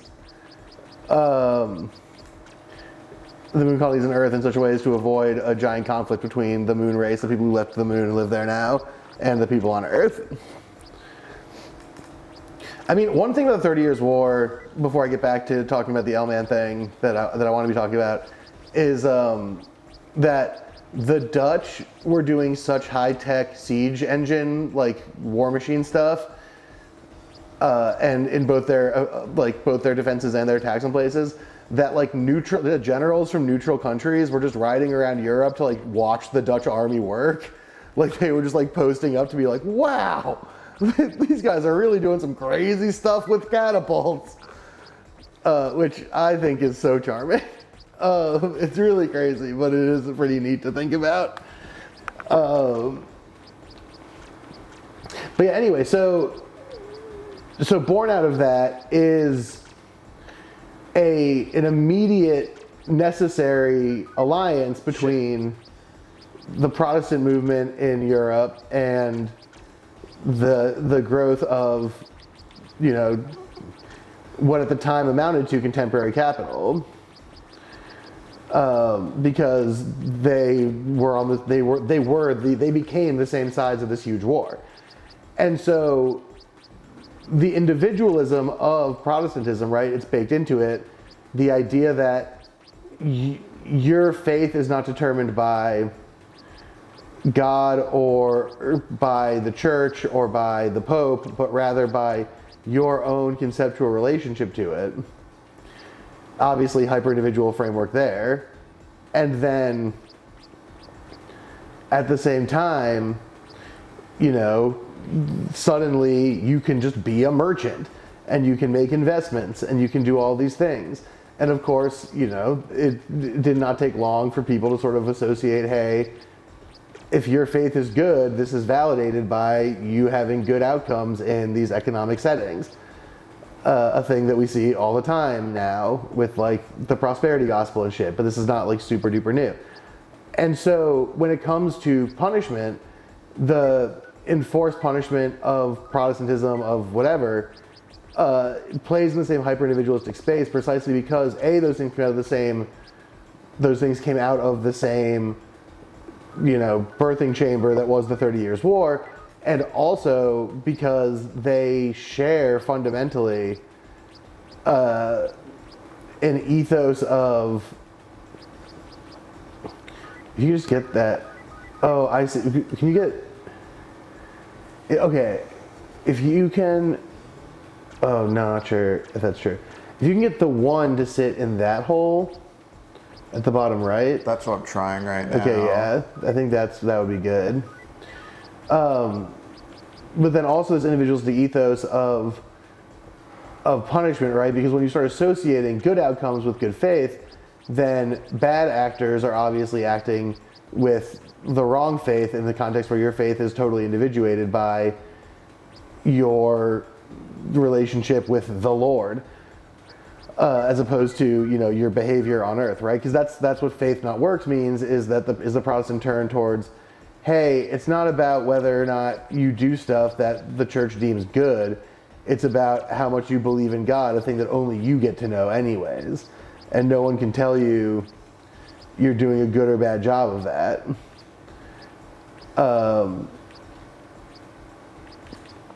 Could you get that could you get that 2 into that bottom right of that area instead? This one? Oh no, you said so it won't help. I need to fill this gap with the solo, and then I use it to push the 3 down and push the 2 up. Yeah. I mean, I was saying that 2 on the left, on the top left. Could you get that to sit next to? Is it possible to move that such that it sits next to the 3 at the bottom left? Yeah, I had that last time. Oh. I think that's a good spot to be in. Because as far as I could tell, just looking at it really quick, that frees up. That frees us. Oh, you know what I gotta do? Oh, okay. I think that's going to create a trap.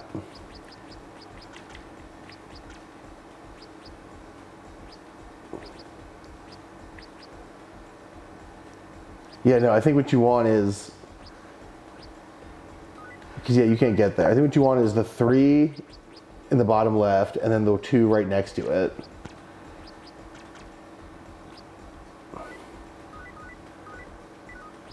Three in the bottom left, you said? Yeah. And then the 2 right down Yeah, there so as then, well. Push this guy up. Leave it hanging there for now.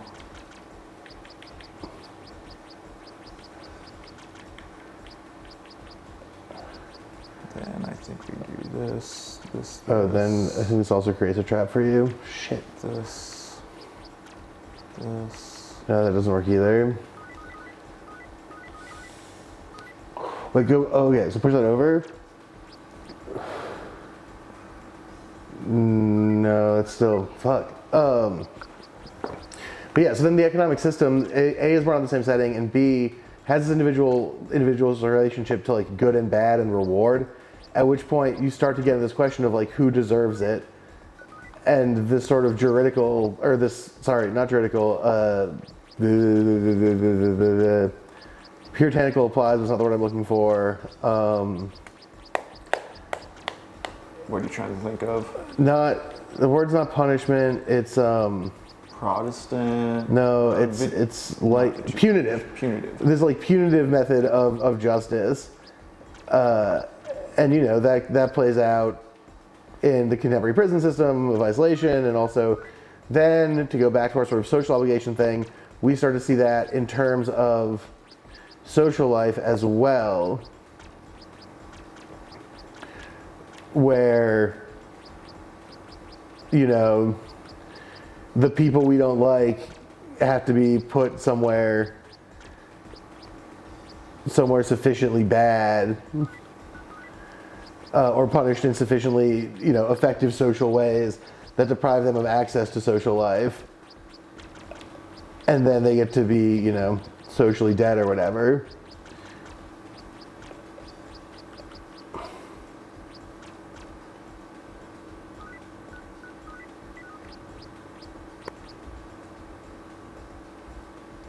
Those are very good spaceship names, Mickey. Thank you so much for those. We'll catch you later. Yeah, hopefully we'll see you next week. Thank you for hanging out. Sorry I'm a little pots and pans today. Alright, should we do some actual SMT stuff? Should we... But anyways, so that's... The reason I mentioned all that shit in the first place is...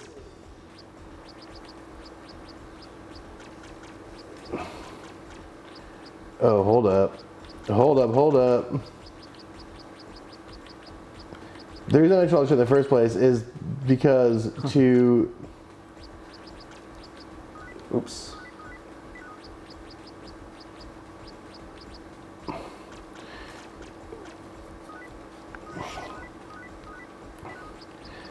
Is because to...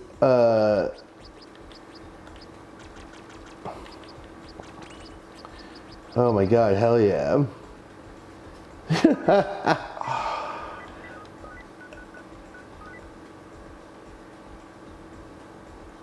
is to L-Man's point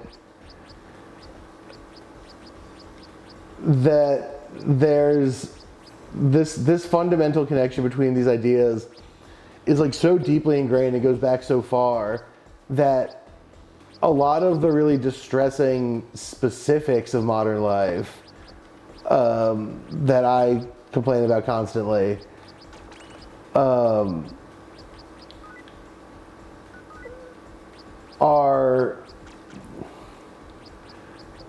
are very much of a piece with, you know, are not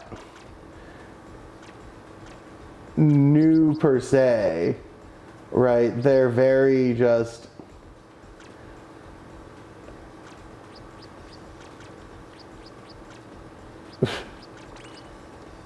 they're very much just engaged with these like long time structural dynamics that have been around since forever, to quote the wonderful movie The Sandlot.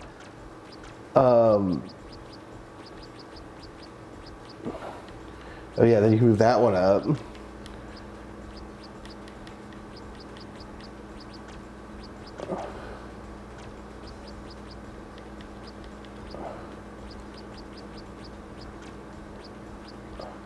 But that can go over there so you can get the 3 out. Oh yeah, I mean, if you're in Austria-Hungary, you're right at the birthplace of the whole deal in a lot of ways. Where's the 3 go? Right here? Yeah, I think so.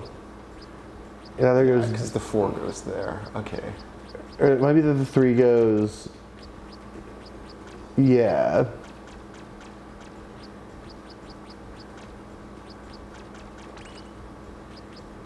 So, and then the 2 is going to go over that 4. Wait. Wait, no, the 3 might actually go there to get the tall 3 out. Yeah, actually undo that. And get the tall 3 out with the short 3.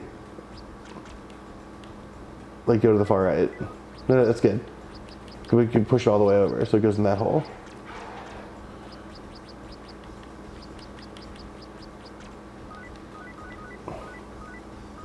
Push it, just push it. Where are you? On. Okay, I guess that is closer. And then you can get that tall 3 out to get the cube.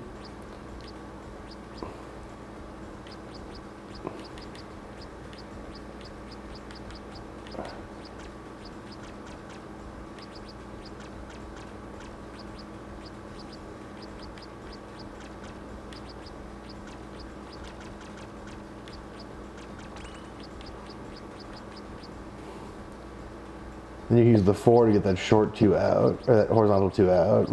Yeah. And you use the horizontal 2 to get the other 2 out, right? Yes.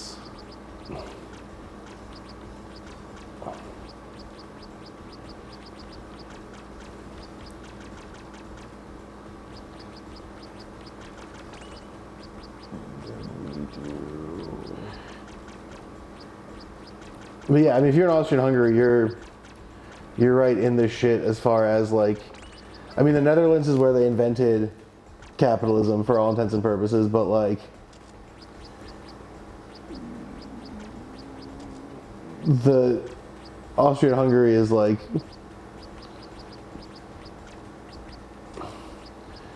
about as close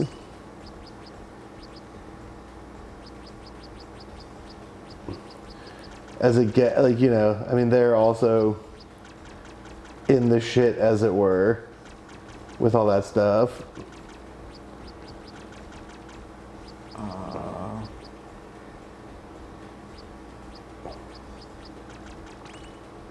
I think you maybe don't want to put that one down. I think you need to go around and get the other. But you can only get that block from that side. So then, yeah, you do want to put that one down.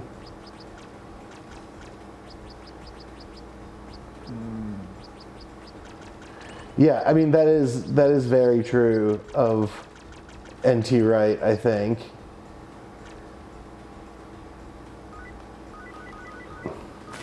Huh. Then how does it want you to do that?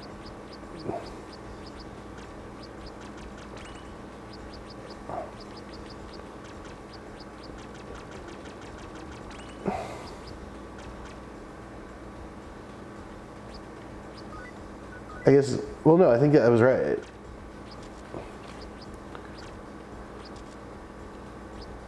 Well, I think it's that all right. God, I never talk about Jewish stuff. Oh man, you're really loading me up with stuff I like to talk about.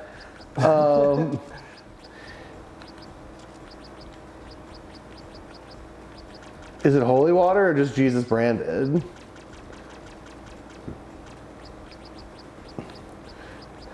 Oh, smart Henry.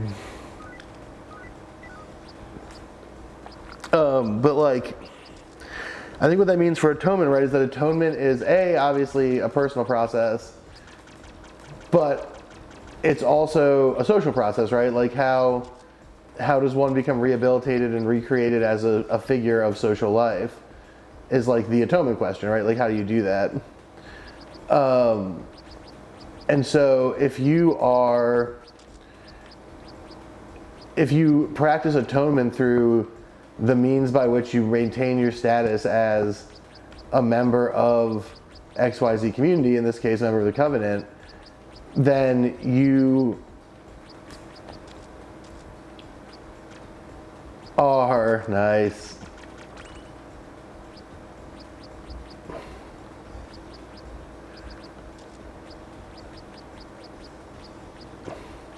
Hey, that's good water to have. Did I screw myself over here? I don't think so. Oh, maybe. So like the thing is with the Jewish, I don't want to say the Jewish question. No. With the Jewish atonement thing, is that it's not this question of, you know,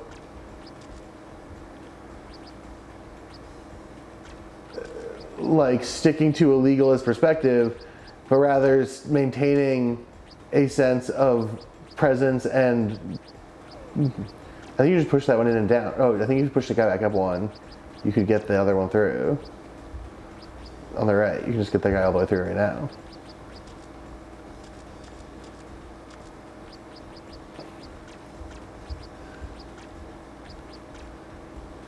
Oh no, you can't because of the obviously. Sorry, I may have messed you up there.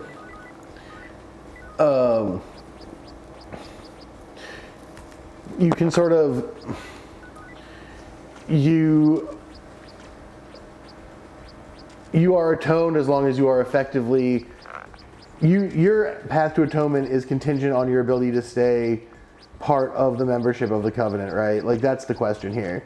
As opposed to, do you or do you not break the rules? And so there's systems by which one can maintain or reassert that membership that are sort of built into Jewish legal practice.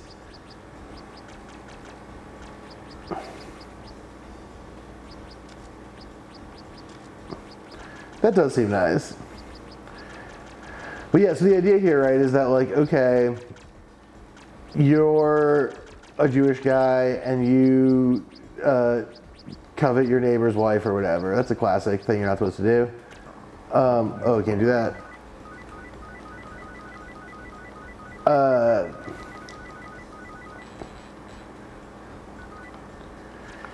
You can obtain the status of atonement by virtue of,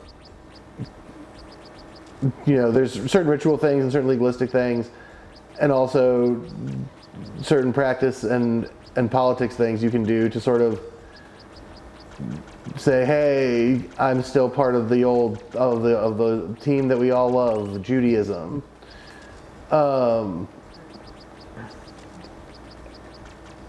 As opposed to, with Christian in particular, Protestant legal stuff, where you can't exactly do that in the same way because the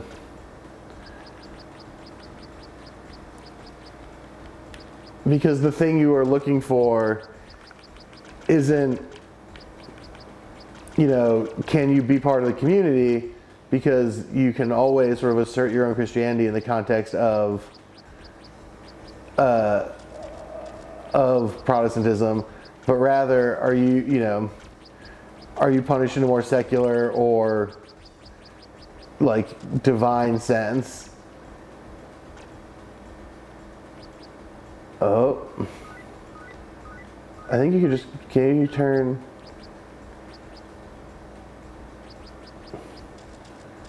Yeah, can you just do that? Can you just go that way and then push it and then go back that way? Yeah, well, rituals and there's like legalistic stuff, etc. And then your you have default access to atonement because you're keeping the covenant, because you're part of the covenant, right? Like your membership in the group is the thing that enables you to become atoned.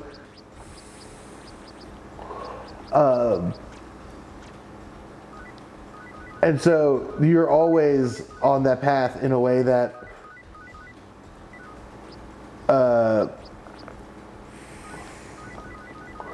you're always on that path in in Judaism in a way that is not necessarily always true in, say, Protestantism, because there has to be, or because there is these sort of connections to, in punishment, you know, this is what hell is for. Yeah, right. You're born into the covenant, right? So you're always already qualified to atone in that sense, in a way that you are not in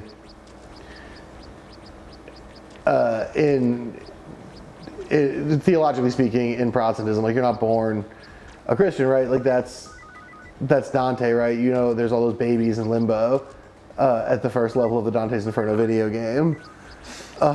Famous video game, yeah. I love that game so much. We should play that on the stream. Never played it. I did watch the anime version. Maybe we should take an SMT break at some point and just play. I'm for it. And just play through the Dante's Inferno video game.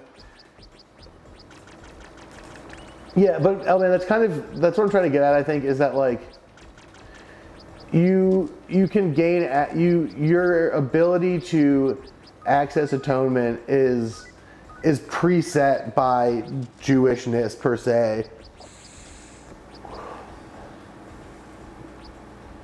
I mean, look, Mask, if you've got the papal connects to get me out of here, I'll take it. All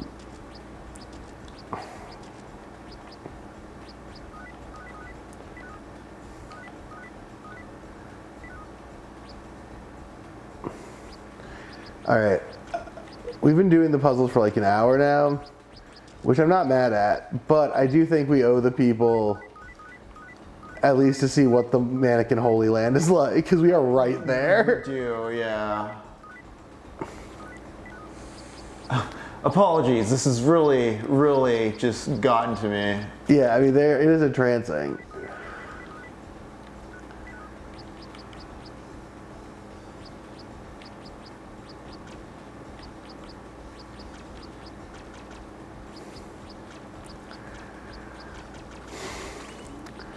Wow. Wiz says when it comes to the kingdom of heaven, beggars can be choosers. And I guess that's kind of what the Bible says. There. There.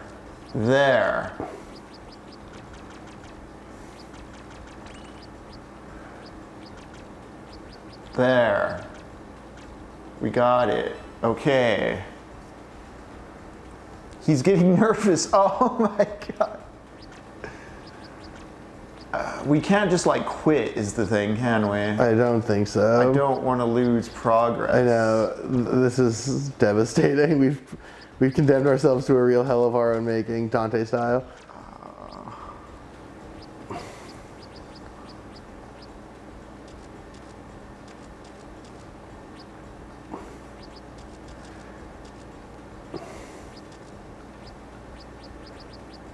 I haven't seen anything from the new Pope, except I did see when all those people at the Vatican chanted "Go White Sox," and that was awesome.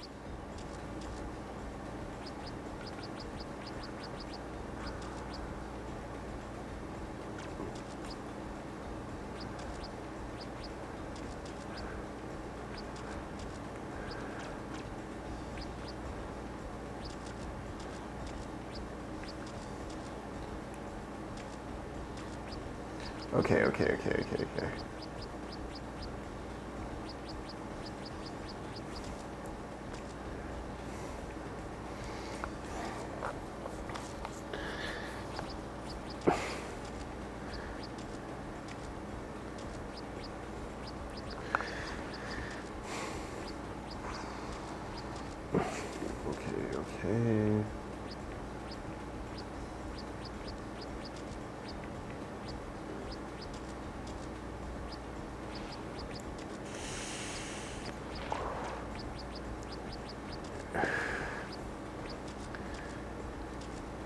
I'll say it on the stream. If the new Pope goes to Gaza, I will go to a White Sox game.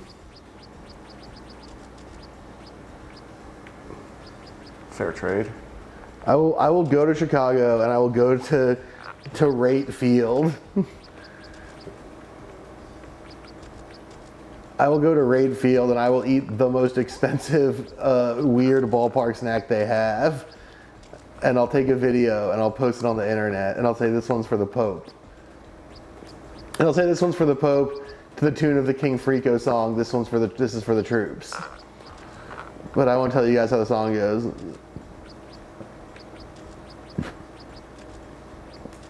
You'll either have to look it up or wait for the video to drop to learn about King Frico's Welcome. This one's for the troops.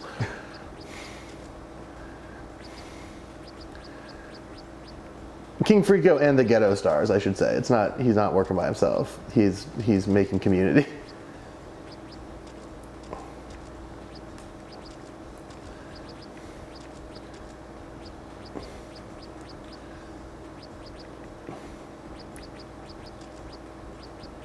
Okay, on the other hand, I will say, obviously, I very vocally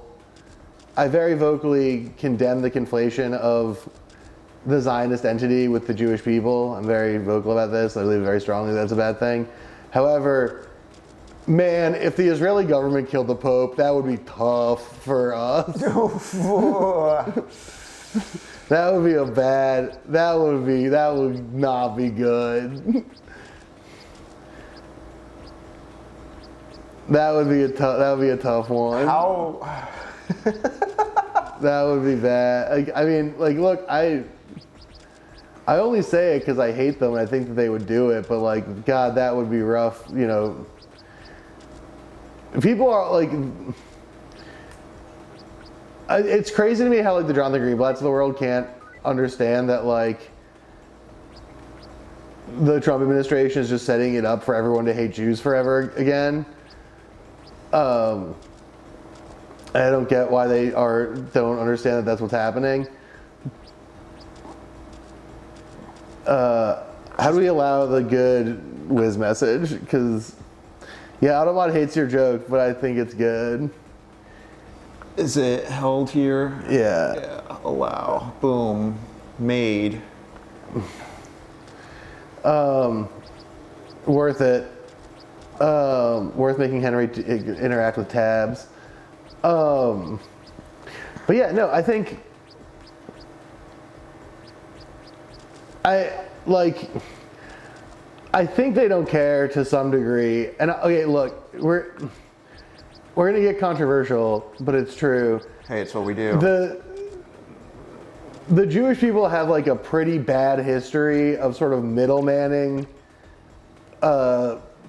political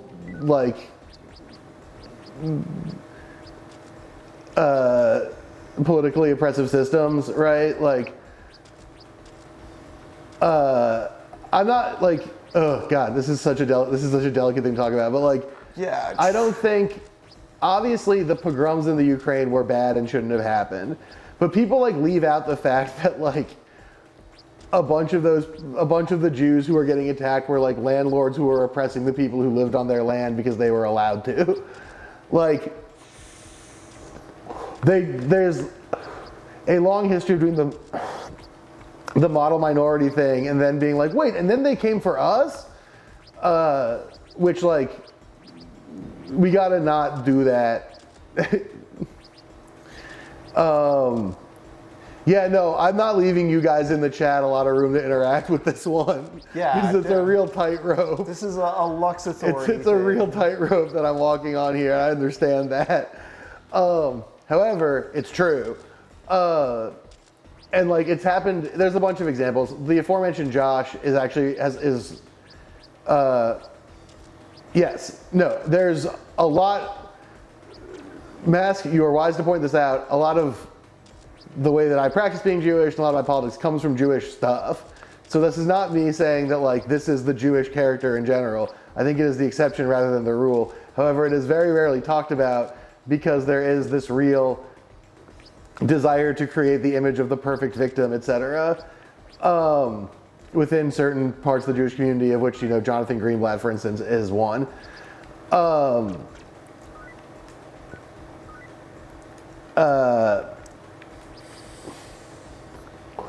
But like, yeah, you know, you have your Emma Goldbergs and your Andrew Deutschers and your Bernie Sanders, etc. Just to name a few, or Isaac Deutscher rather. Josh, who I mentioned earlier, is very good on this stuff, very up on this question. Nice, Swizz. There we go, bringing it back. I saw someone doing Andrew Dice Gay on a stream earlier today, and they did it pretty good. I gotta say, I was pretty proud of them. Because they didn't like lean into any like offensive gay stereotype stuff. It would just be like, hickory dickory dock, my husband's a piece of shit, which I thought was a pretty funny way to play gay Andrew Dice Play.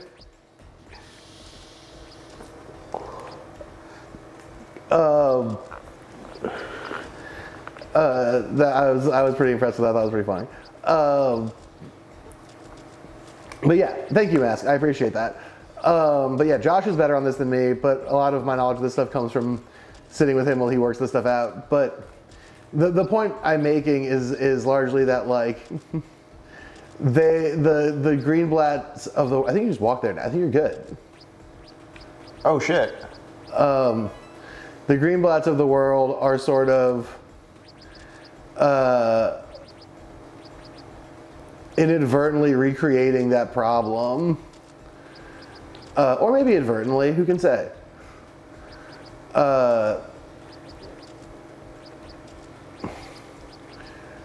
Are recreating the problem of that particular structure in a way that I think could be described as a very bad. Can't do that. Unless maybe you could actually have done that. Maybe you could do that if you go around and you can get to the top. Yeah, that's what I'm thinking.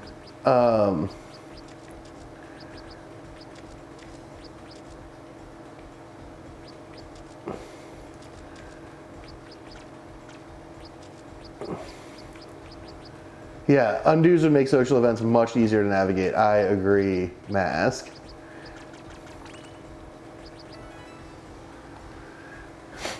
Yeah, I mean, you know, we're living that challenging.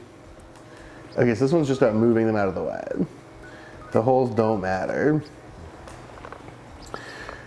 It's just about being able to rotate that one.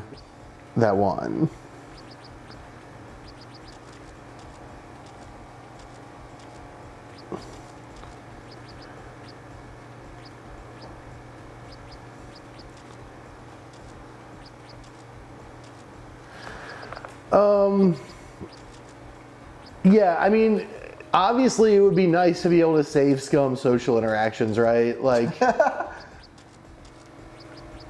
except, okay, no, hold on. This raises an interesting question, actually. Yes, it would be tempting to save scum social interactions, for sure. This is very obvious. In fact, I think there's even a Rick and Morty about this. However,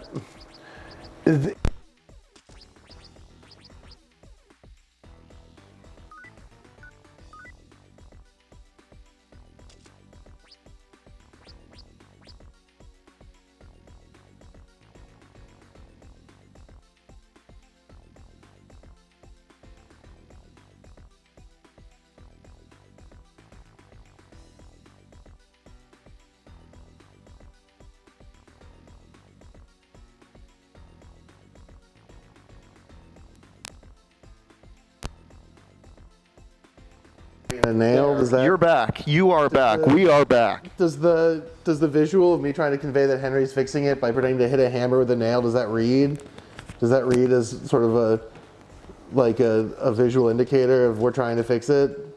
Be back soon, we're hammering. Anyways. Yeah, so it operates on the fundamental assumption that like there's a correct answer to a social situation, right? Like you could drive yourself insane if, say, you can save as much as you want, you can save scum social interactions, then you go to a bar and you meet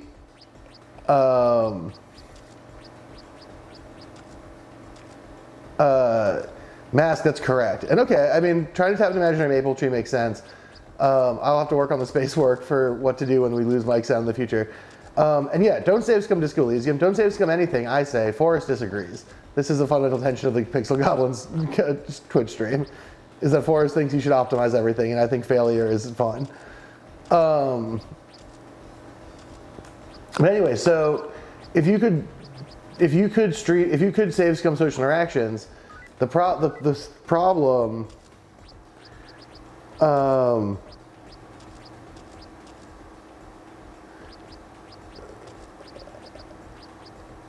the problem is,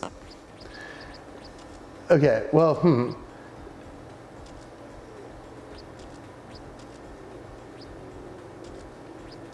you need to have it that way, but you're on the other side. Yeah. So let's do that. Yes, exactly. King of Mystery, thank you. I paused because I was trying to decide if I wanted to keep going to that point or talk about the save scum Disco Elysium question. But yeah, that's the thing, right? Is you get to a spot where like you meet the coolest Rule 34 artist on Earth who draws just like the coolest pregnant Sonic you've ever seen, and you meet them at a local event, and they're so handsome, and then you're like, I want to have a romantic interaction with this person, and it's just like they're the kind of person where just for whatever reason you would never be able to penetrate the romantic wall of the person who draws the perfect Mpreg Sonic. Like there's just the way that you are for whatever reason is just not going to compute with their deal, right? That's a situation you could theoretically find yourself in, and then you could never save scum enough to solve it, and then like Chemistry says, you'd be driven insane because you would be constantly trying to figure out how to woo the person who does the perfect Mpreg Sonic, but you never actually be able to do it. And so that's why it might be bad if you could save scum social interactions. The perfect Sonic Impreg. Okay.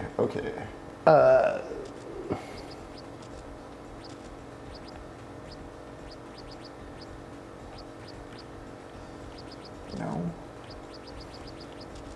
Yes.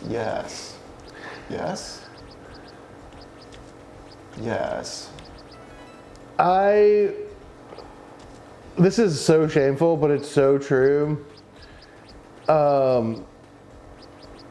If I could save scum, I would be save scumming whenever I'm doing live improv all the time. Like I would just like be trying out games over and over again until I found the one that works with whoever I'm playing with over and over and over again. I know, no. Then I would shoot myself with a gun.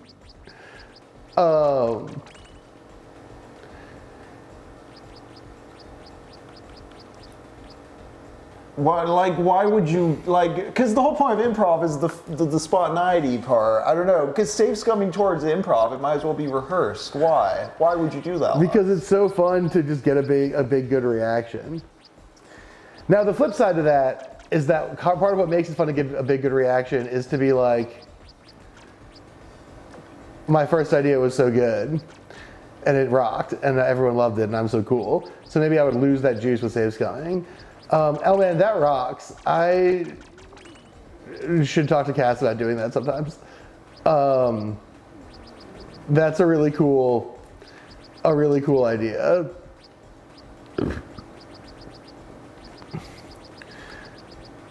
I've been trying to do things like that, but I've never put it in those terms. I think that's a cool way to think about it and talk about it.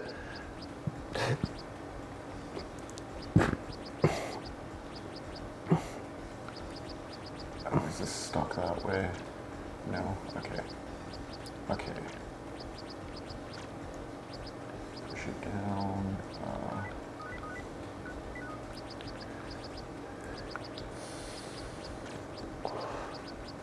Yeah, see, Mask, I don't do stand-up no more. So I would not, I don't care about that. The only audiences I interact with live are, I guess, our sketch and improv ones. And so, I would just be so tempted. It would be so hard, like, because you know what happens, right? When like,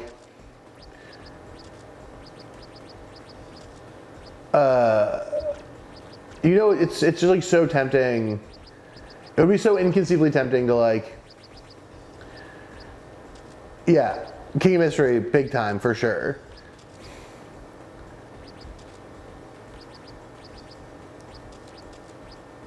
Okay. Wiz, are you talking about you'd only have one save? Or are you talking about you'd only use it at one specific incident? And if so, what is the incident? Okay, yeah, for sure, for sure. Yeah. You save, buy a ticket, let it play out, see what the end game is, load, and then buy the correct ticket. Yeah, for sure. That's Lottery? I'm not following chat like at all right now. That's the pro. That's the pro move. Oh, speaking of pro moves, I should have texted Forrest like an hour ago. We are once again avoiding plot in SMT by doing puzzles.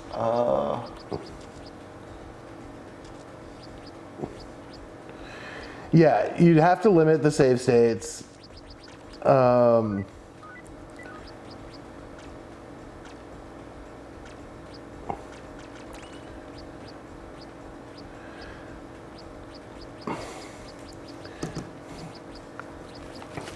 Yeah, I mean, the hard cap on save states is for sure a thing you would need to avoid going insane in like the Sonic Mpreg artist mode.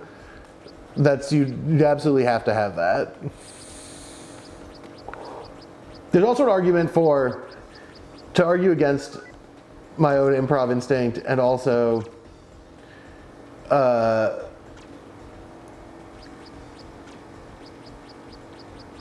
yeah, you know?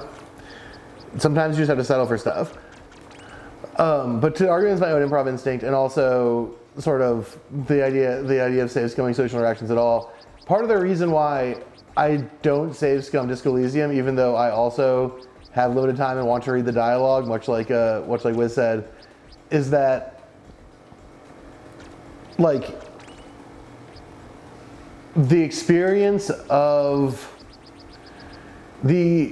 experiencing your choice in that game is like mission critical, I think, to appreciating it and to like truly. Yeah, failure is a huge part, both thematically and like ludonarrative. Like the ludonarrative harmony of that game is like working through failure and accepting your own failures. Yeah. And part of the reason that game's so good is because like a failed state's not a game over. It opens a completely new path. Yeah, like it's really fun when you realize that you forgot to get your gun from the car, and then you get to the part where you really need to have a gun, and you're like, uh-oh, which did happen to me the first time I played through it. It's pretty great. And so that would be like sort of a philosophical argument for not save scumming reality, right? Would be Reality's not a scripted event. yeah, well, it would just be that like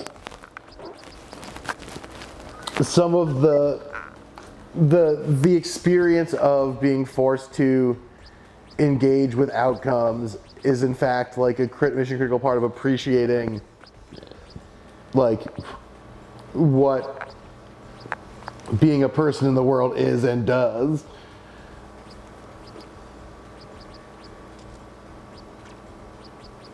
And I think maybe there's some salience there in terms of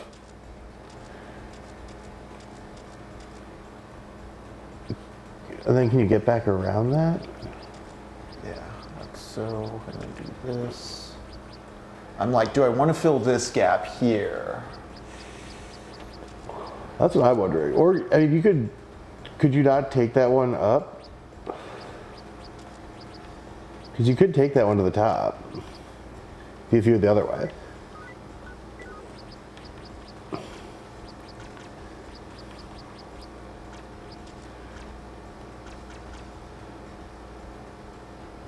You just figure out how to get that 2 in. If you get that 2 in, then you're kind of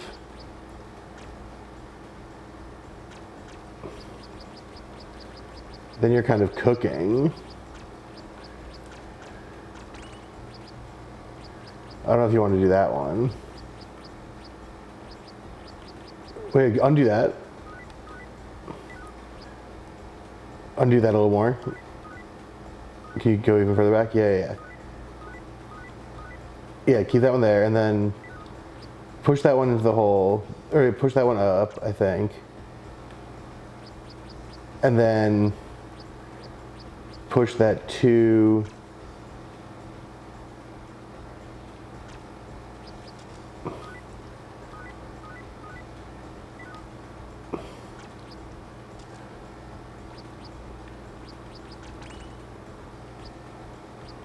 Oh, there's no way to... Oh, no. You can leave that there, and then go...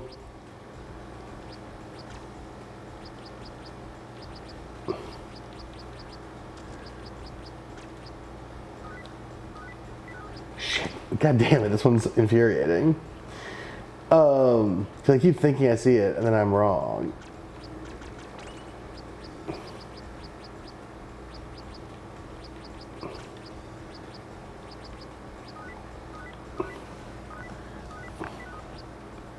Oh, you can push that 6 over. Yeah, I was like, I messed up the 2.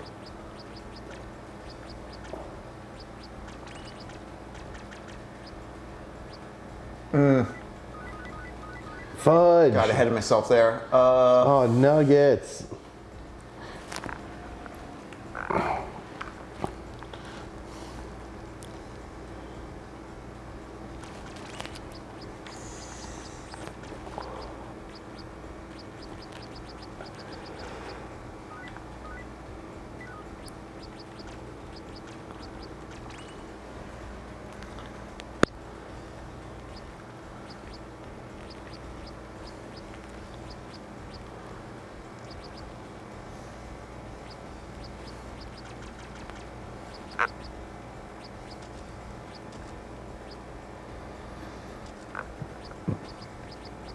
Can we get a 2 up? Can we get stuff up there to reach that angle? Guess we have to, right? Yeah. That's the only way in. But how? But how? I guess my ultimate conclusion here is, I guess you just push that up into there, right? And then you could maybe move that 3.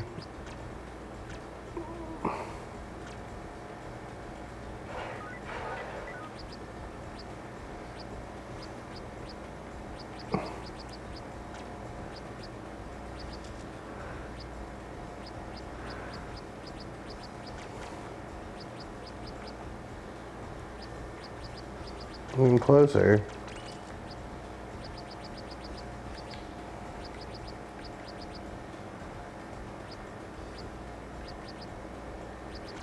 How do I get... They have to flip that bottom guy. But how? How do I flip him? No, I mean flip the bottom right, because you can move that one up and around. Oh, this guy. Yeah.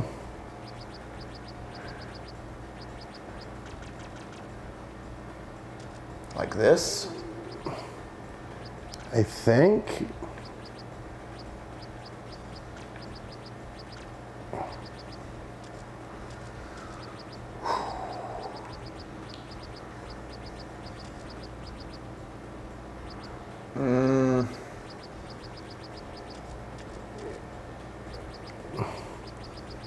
Yeah, there you go.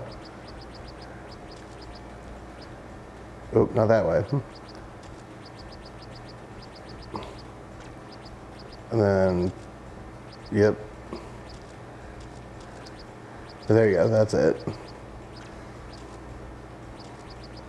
And then you can push them up and around that 6. Oh no, not that way. Which way? Up and around the 6? Yeah, because you can go.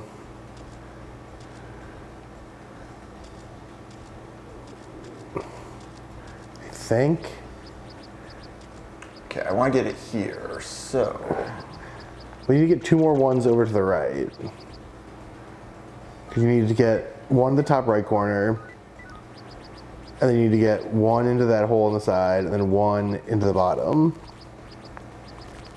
How do I get this one free, though?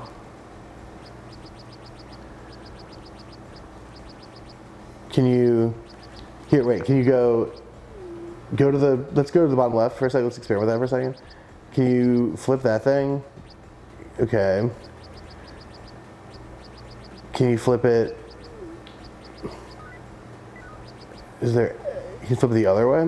What I have to do is not flip this, because I can't flip it back.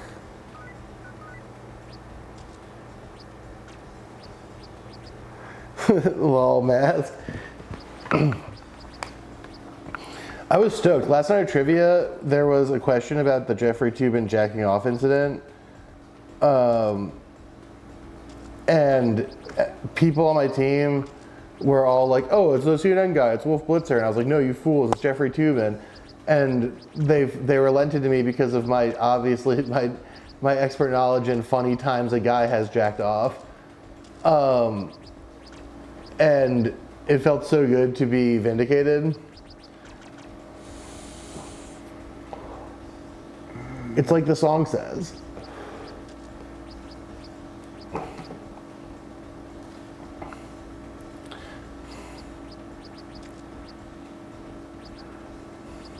That doesn't push over there.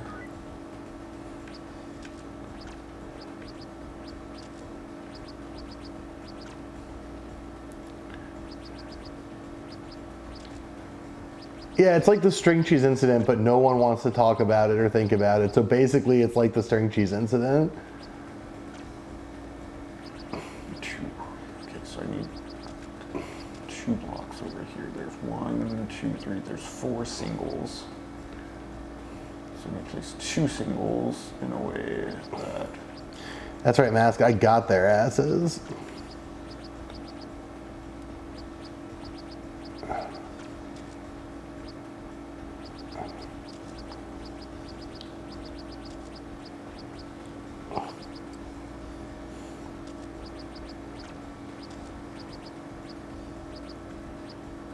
Don't press the... Oh, shit. Right.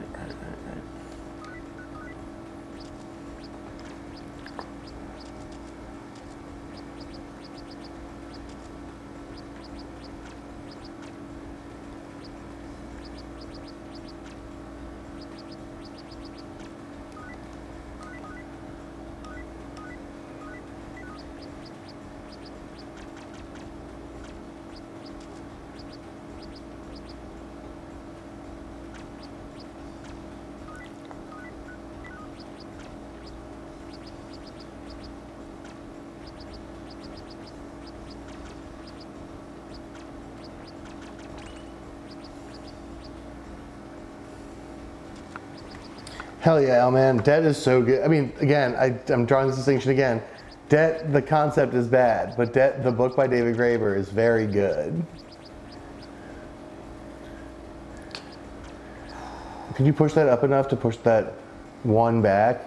Like, see what I mean? Like, push that up. Or, oh, and then push that 3 back too, I guess. I can't push the 3 back. Okay, but you can push the one more back.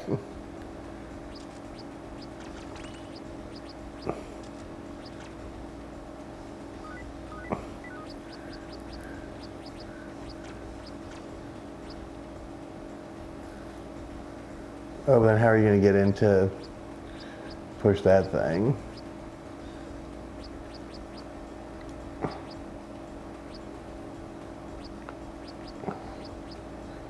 Unless, oh, push, okay.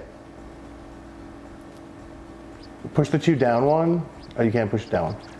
Can you could get around and push that 1 into that hole. And then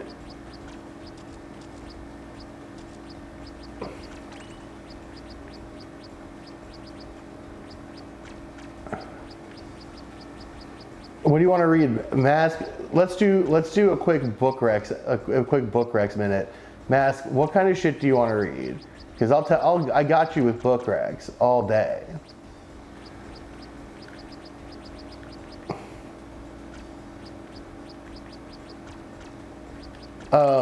Does your mom... Hey, no problem, El Man. Thank you for bearing with while I was trying to be both stimulating and not sound insane. I hope that it worked. What are we trying to do here? We have 3 blocks, 3 holes. Yeah, 3 blocks and 3 holes we gotta fill. We don't need that one. That block to the left of the thing. You just need the 3 on the right side.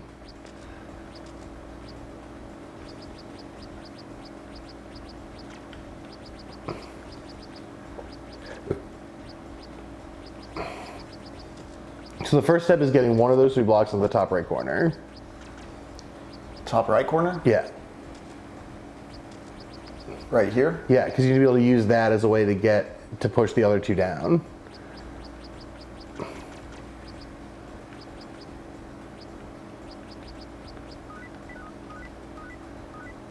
All right, Mask. Does your mom? If we're gonna try and lefty pill Mask's mom, which I think is a great way to wrap up the stream. So I got to go in like 10 minutes. And I guess we're just going to have done the puzzle. But we got to finish the puzzles before I leave. There's no place for that 3, huh? Nope. No, I think you got to... right now we just got to get this guy to the top right, which I think you can do... But, all right, Mask, we're going to try and sort of lefty pill your mom.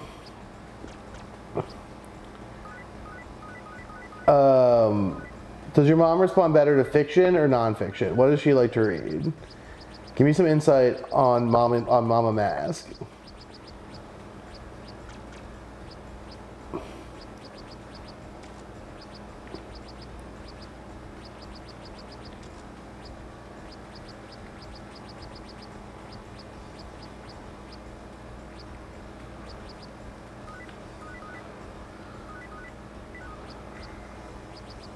Try and get this 3 out of the way.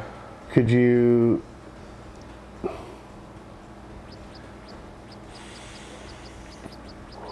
Okay, interesting. She loves World War II, the American Revolution, especially spy rings.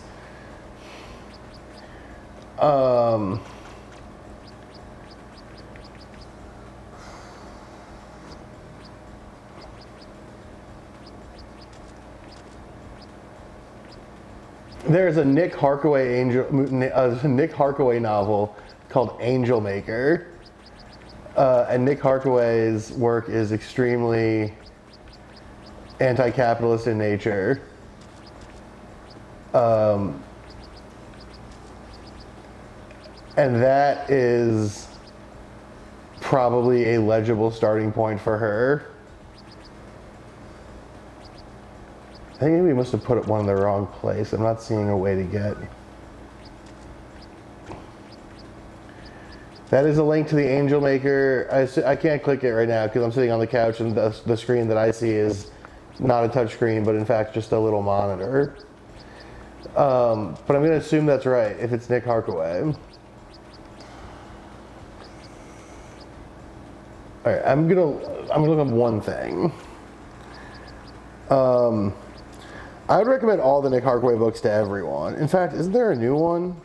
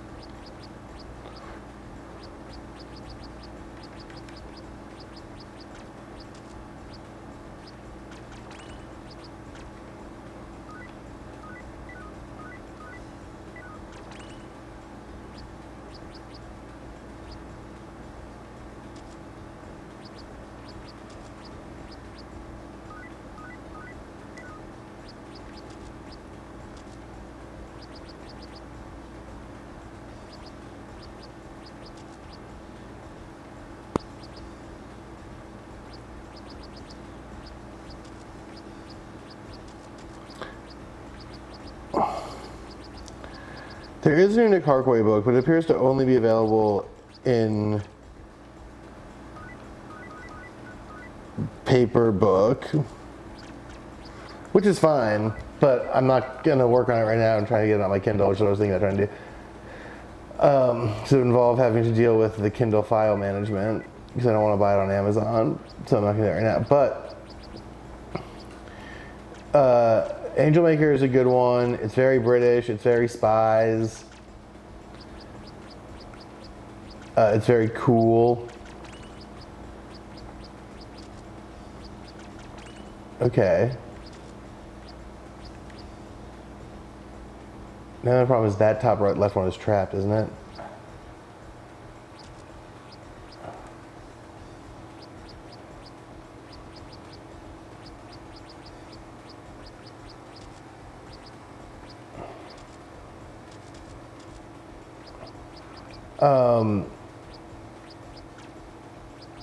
That's a good anti-capitalist book about the sort of death of production and art and stuff. His other book, Gone Away World, which is really truly one of my favorites, is a little bit more explicit in its theming. So I like it better.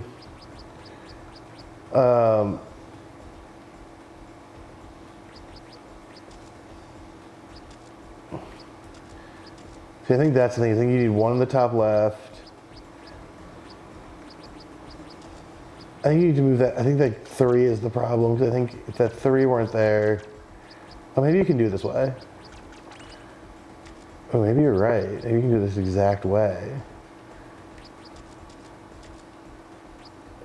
Is there any way to get that? But those two are stuck. The problem is the ones on the edges are stuck, right? Oh, maybe not that one. If you move this 3 in the right way, if you move the 6 in the right way, I mean. But can you get that thing out in any way that isn't just pushing it into that hole?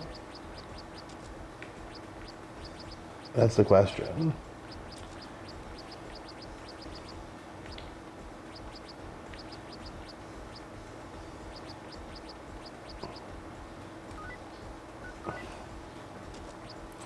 No, damn it. Okay. Wait. Wait a minute. That's a little joke about a song. Okay.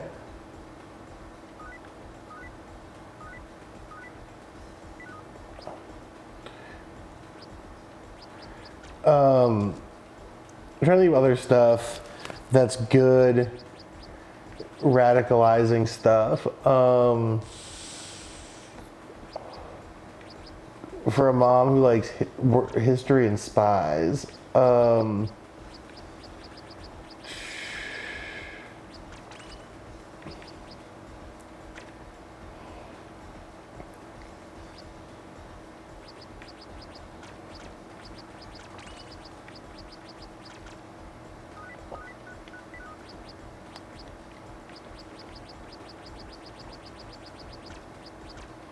that book is funny. And again, I'll say it a second time. That book's good, but Angel Maker is great. Or no, sorry, not Angel Maker. Gone Away World is great, and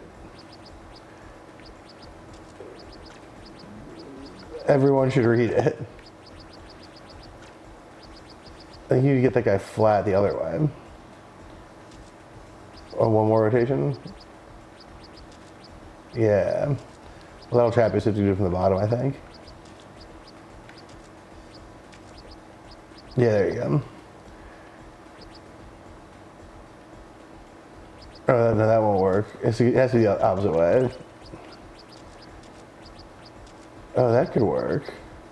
If you get 2 through there.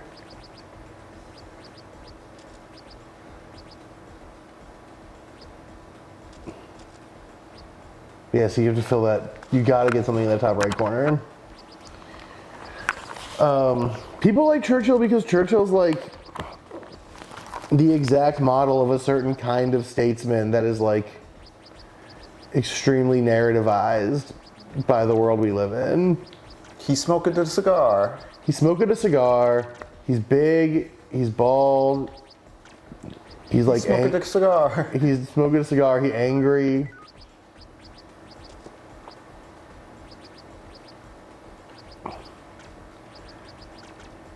I think you can push that further down. I will say it works too. And you still have some flexibility, so I think you still have some flexibility. If you don't. Oh yeah, there you go.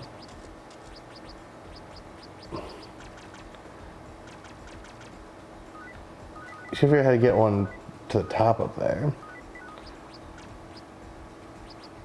That's why I keep saying I think you need to fill in that one too. This one? No, like, so, here, wait. I'm not even gonna try and do anything super useful. I just wanna show you what I mean. I think in order to get them in, you kind of need to fill in the top right, the one in from there, on the left, right there, on the left of the T, and then the two down there.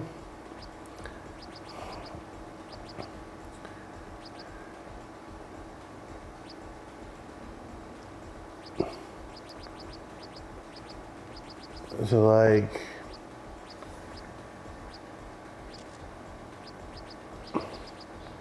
I have no idea what we've been doing that's been working, so I'm not. Here. Yeah, you should take over, but just, he got the tummy, he got the hat, you know, like he's got all the stuff.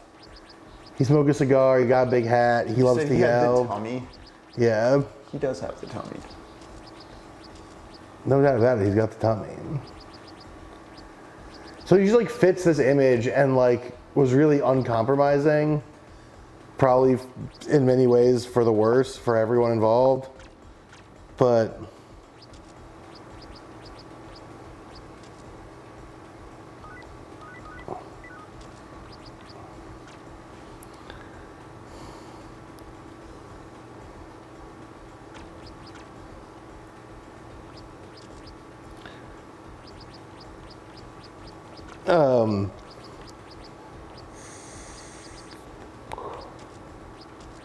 they're like, yeah, or in many ways like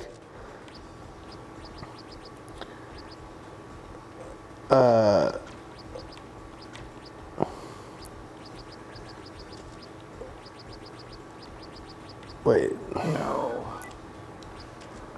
What level are we on, stage 19? Yeah.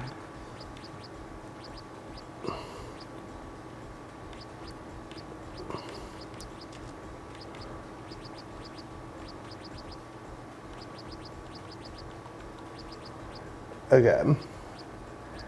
Here, wait. Let me try starting it off and see if I can figure some stuff out. I'm just gonna try and restart because I gotta go soon, so I'm just gonna see Yeah. what I can figure out. Oh, not that. Okay. Okay, so once we have that, Right, because we can push that back. yeah, and so then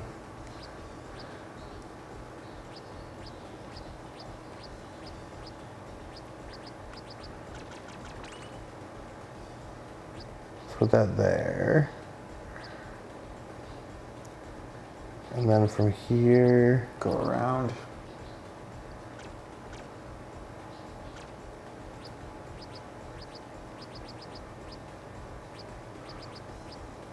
Do you want to lower that 6? I want to. Shit! I liked what I was doing. Okay, so you go there. You go over to there. Push it one more. Yeah, and then you go in here. And then you go over here. And then, Oh, push back that 3. Maybe. yeah. That's what I'm thinking. And then how do I get around? I think I might have to do this. Yeah. And then up.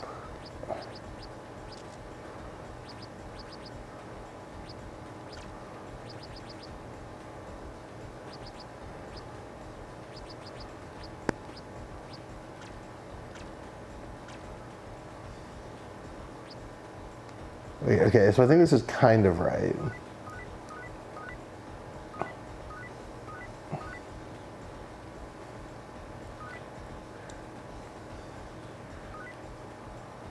Which part? Well, I think that start is correct. And then I think what I want to do is get this 3. Can I do this?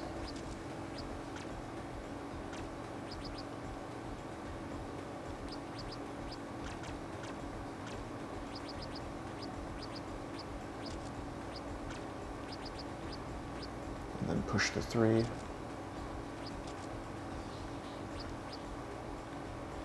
Why can't I push it? Oh, because that's a hole that you put, it's over. Oh, so I'll walk That's a into 2 space. So I'd walk into a hole from there. So I want to get it. Beans. Okay, but I think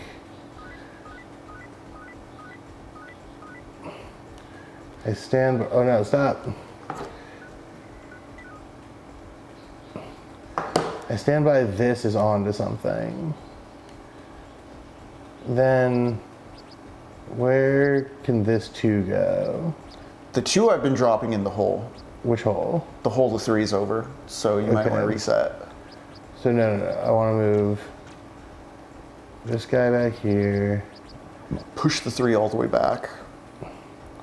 Yeah, I also want to push it down 1. And keep pushing it back. That's Oh, a no, hole. You can't, Okay, because there's the hole there. Okay, then I'll just push it back and we'll futz with it more later.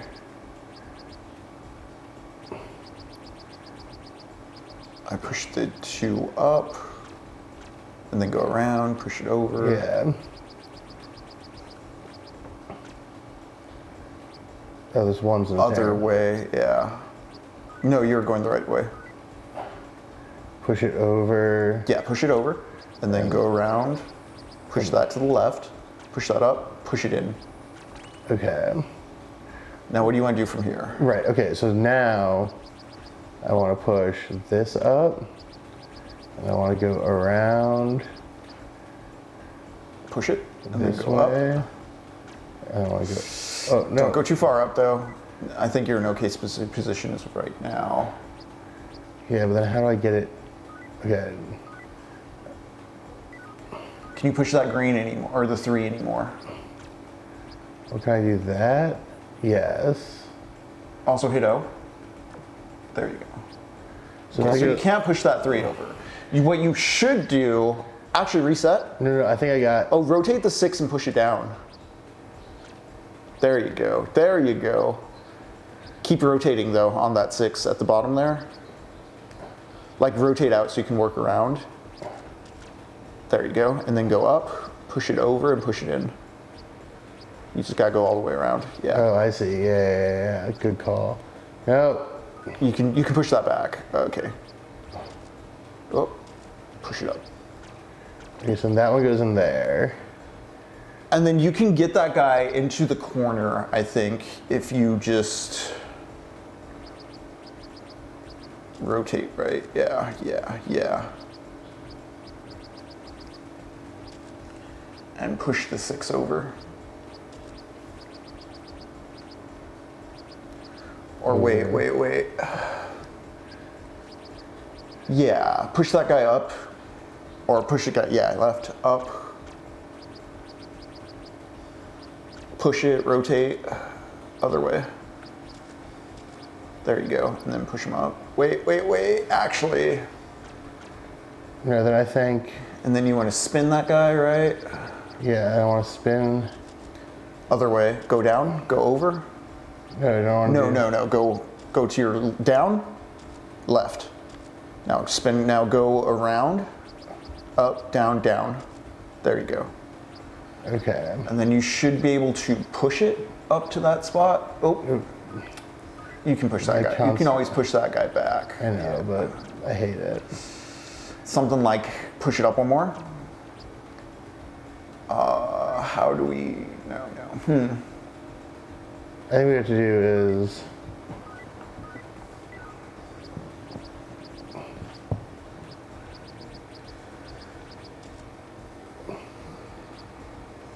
No, that doesn't work. Nope, you need that one. You can fill that gap though. Well, then you run out of blocks because you need 3 still, and there's 3 on the map, right? Yeah. Yeah. Okay, what if I do this? Also, you can get that other one that's against the wall off the wall by pushing it into the corner around the rotator. Is this anything? No, because... Go up. Go to your left. Still can't get to the top right. Maybe I can get a different one there. I can get this one here, so let's say that. Yeah, it's that corner one that's getting us. No. Well, that simply can't be right. Undo one more time. I'd rotate it. There we go. And then push it in. Here, you want to take it over for a sec? I think.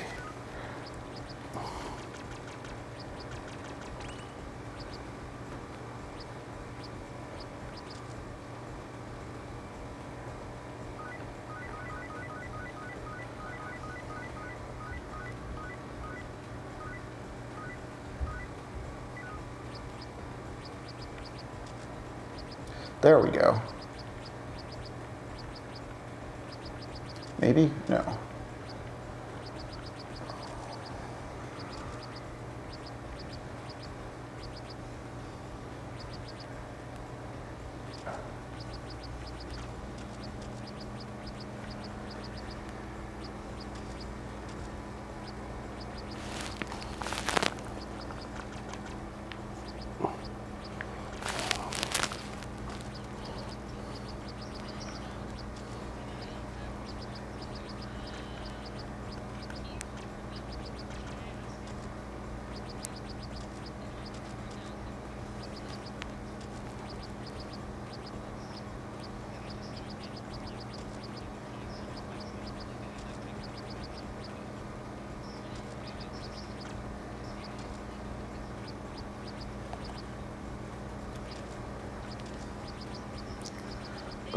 Okay.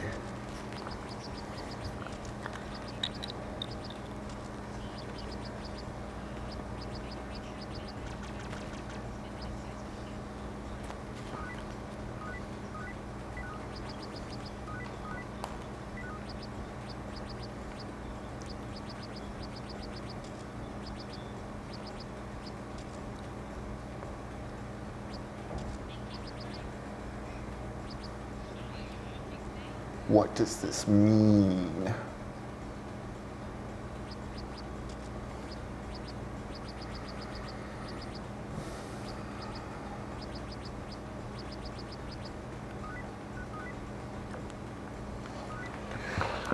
All right, let's restart. Let me. Okay, so I think I can do this for now. Do this for now. Okay. I'll do that.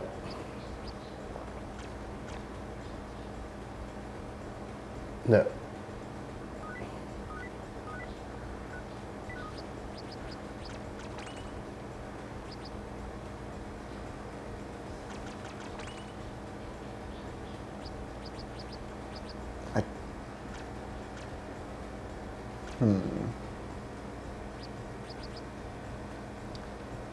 Push the one north and then the two. Oh well.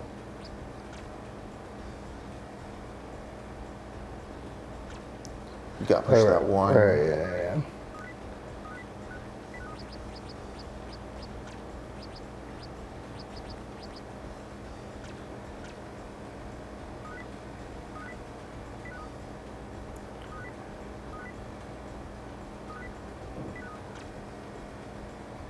One more, yeah.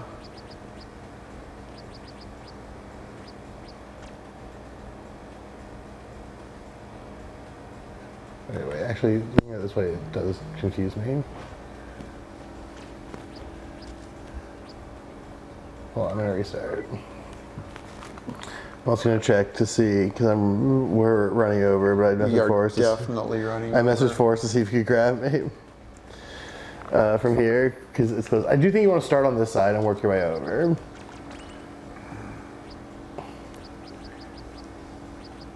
And then move the 3 over. And then you want to move it all the way?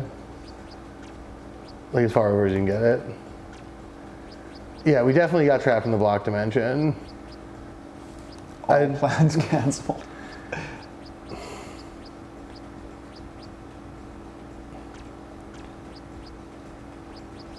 Yeah, what utility is this guy if not to fill this gap? So I can do this, and then do this.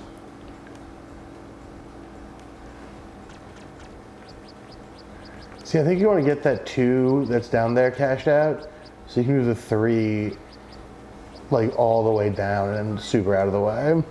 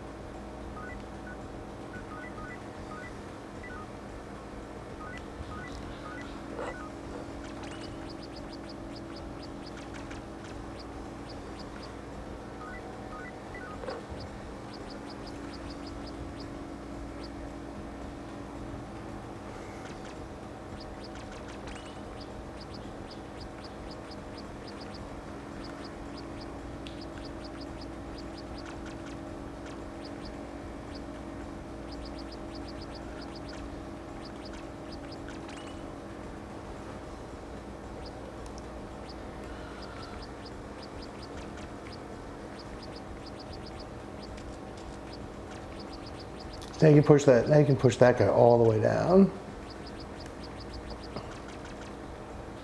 Oh yeah, that's not bad. That's not a bad move at all. But now I only have 2 blocks or 2 singles out. Oh fuck! And there's 2 holes. All right, hold And on. I need a piss. Here, you mess I'll with keep it. trying. I'm going to relieve myself of your. And I'll hope to hear from Forrest.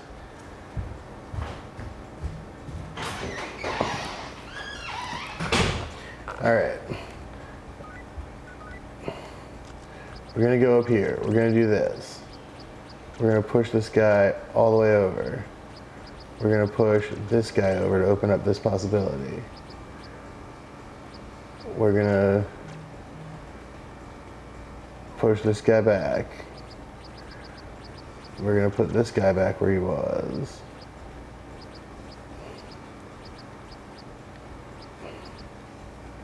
We're gonna push this guy up. We're gonna go around. We're gonna remember how far to push this guy. We're gonna push him over, push him up, push him over. Okay.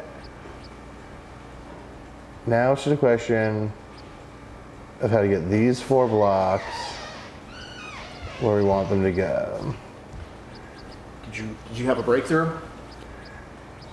Maybe? Okay, actually, Okay, actually, yeah. What you did there with that beginning square, right? Yeah, that's new. So now- I've never figured out how to do that. You did good there. Holy shit. So now, if we push this guy up, Can you push it down for a moment? Flip the guy to the left. And then can you push it up? Or well, can you knock down the guy on top? What do you mean knocked down? Like, Yeah, like that. Okay, now go around. There you go. Now push it now all I the can way push as it. north as you can go. Yeah, right. And then I can go. Around. You No. can push it there, go down, push it up, push it up. Okay, what can we do with this? What can we do with Well, then this we from can- here? If you push, Now we can. Let me just push that. Guy. so we have 4. 1, 2, 3, 4. Yeah, hold on. Okay. Undo. Let me move this guy. Can you push? Okay, push down on that square. I actually want this. Hold on. Okay, actually, don't push down on that square. Go. What I want to do is really quick. I just want to move this push guy, that guy. push this guy, Push that guy back to 3. and then, No. Now you're stuck in a corner with it. Undo. Oh yeah, I need to undo that. But shit. Push the 3 to your left, Okay. and then But I need to get this guy in a spot where. Hold on, undo. I need to get this. Hold on, actually, let's.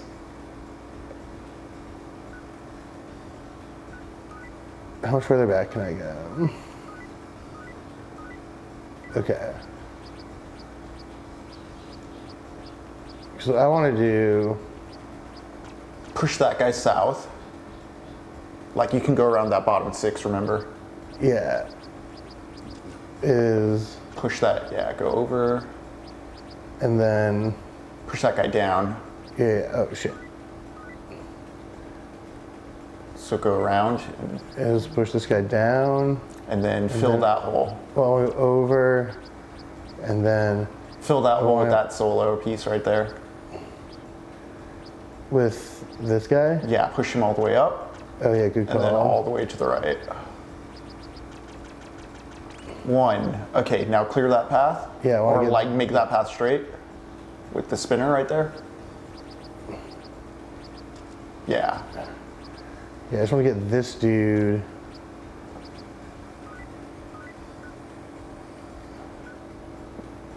Out of the way. Which I think I can do by.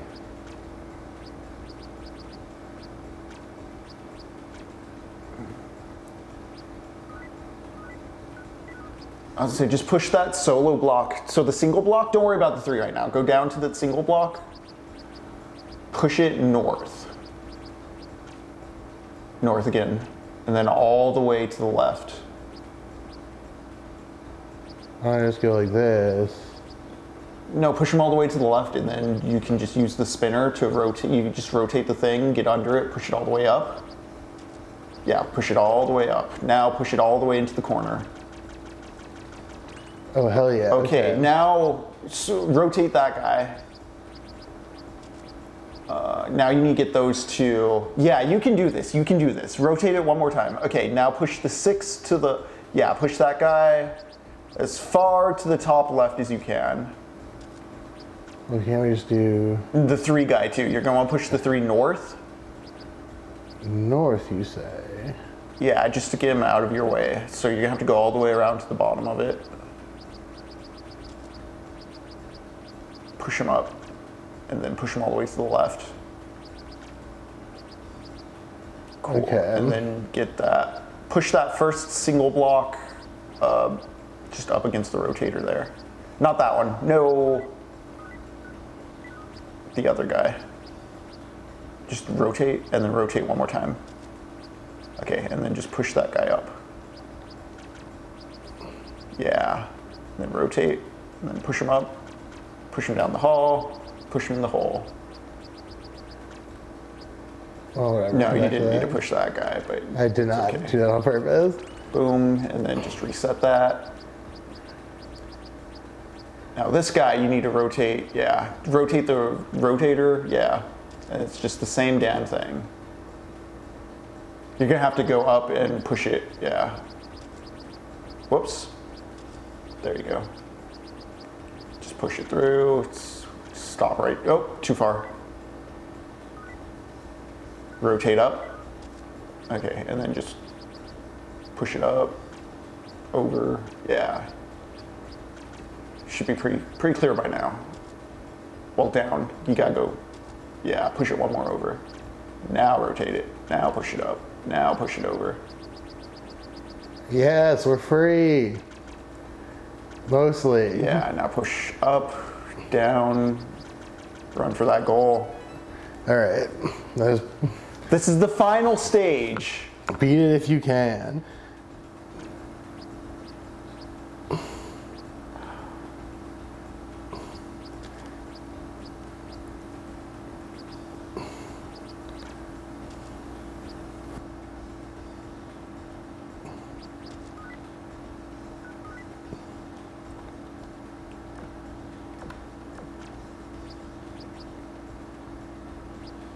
That's wall, that's wall. Where's the goal on this one?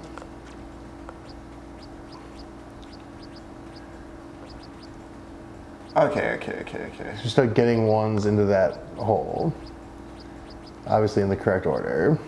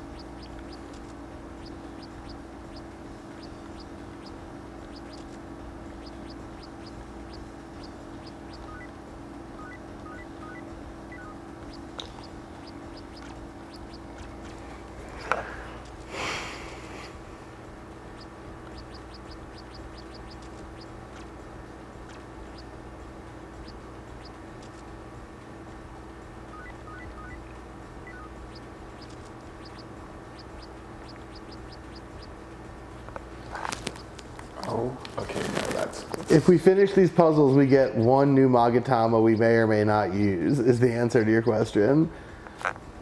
It'll be medium disappointing, unless it's an electric Magatama, in which case it'll be pretty sick, because we have not a lot of electricity in the team.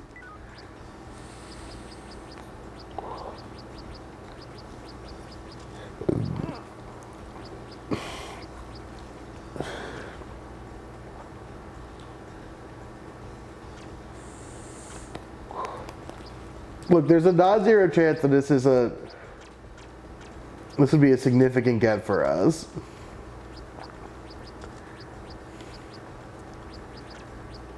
Oh, undo that. Can you just go straight? Yeah. What's that, 4? There's 5 here. There's 4 there. So if you can get all of them down there, you're good.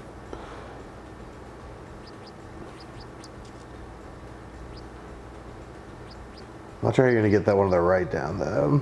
Yeah, I'm not sure I'm going to get either of those down there. Yeah, I think we might have... Yeah, well, look, to Hamill's Mammal, we fucking ran into a puzzle.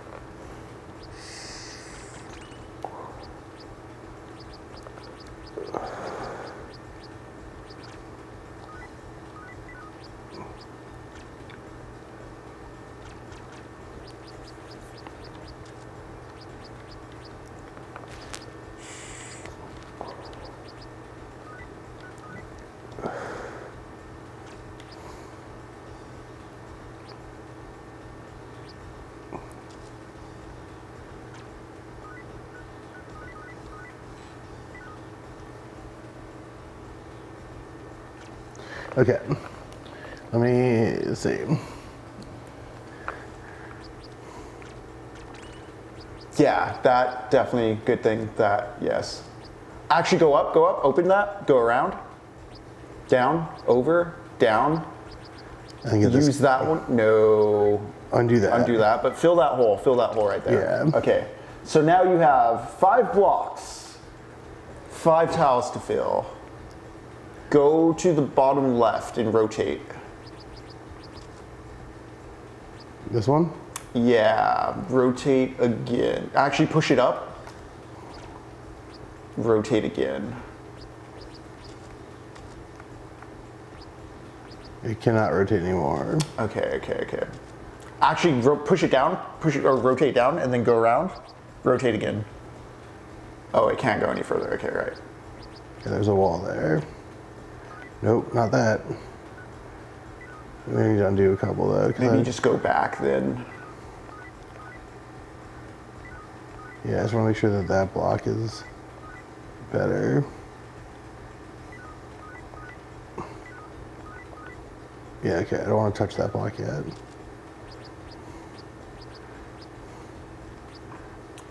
Do you want to push that guy down? The box to your left? That might be good. Go to your left. Go down. Yeah, down. Flip that guy. And flip the top guy. Flip the top guy again. Well, no. I think Forrest might be here, so I need to run. Okay. I asked him to grab me from here. All right. I gotta head out. Henry, I hope you can defeat this because I do think we do know this is the final stage. Yeah, I'm gonna continue streaming this. We'll see what happens. All right, I'll check in from my phone.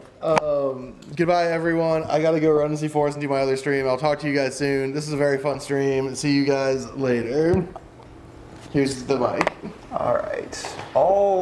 Sorry we got, again, 0 story progress done because we got distracted by some other extra thing.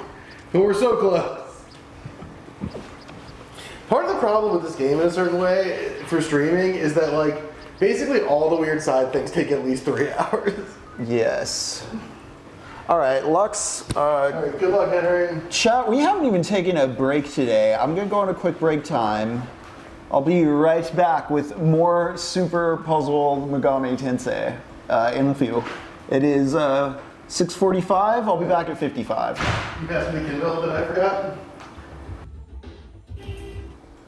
All right, chat. We're here at the final level of this Puzzle Boy game. What are we figuring out here?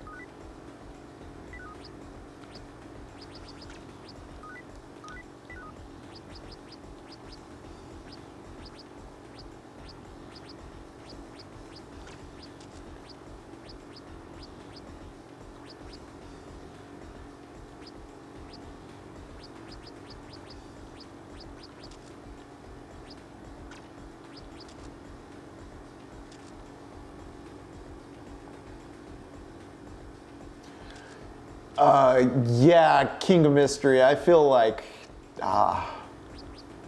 what am I doing? Okay, what? I'm wondering what precedent this sets for the rest of the puzzle bullshit I'm inevitably gonna come across in this game. By signing my life away to this puzzle, does it mean all puzzles going forward are going to be requiring this sort of dedication? Do we 100% the game is kind of, I guess, the dread. What does it speak of for that?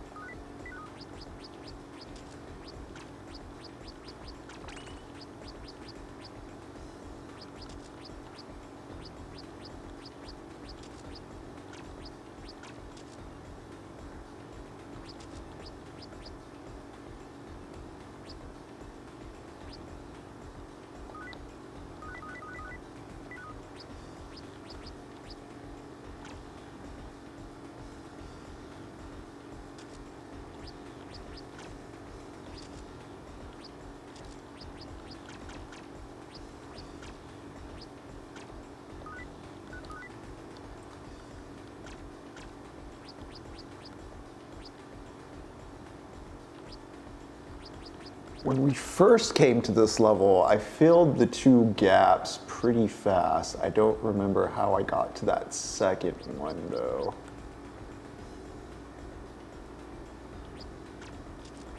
Did I just do this? Okay.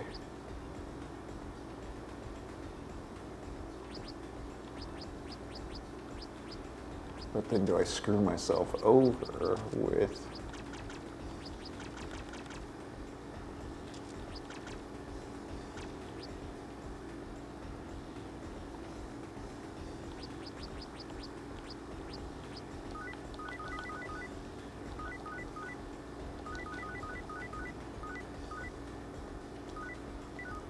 Okay, so moving that guy feels like a mistake. Whoops.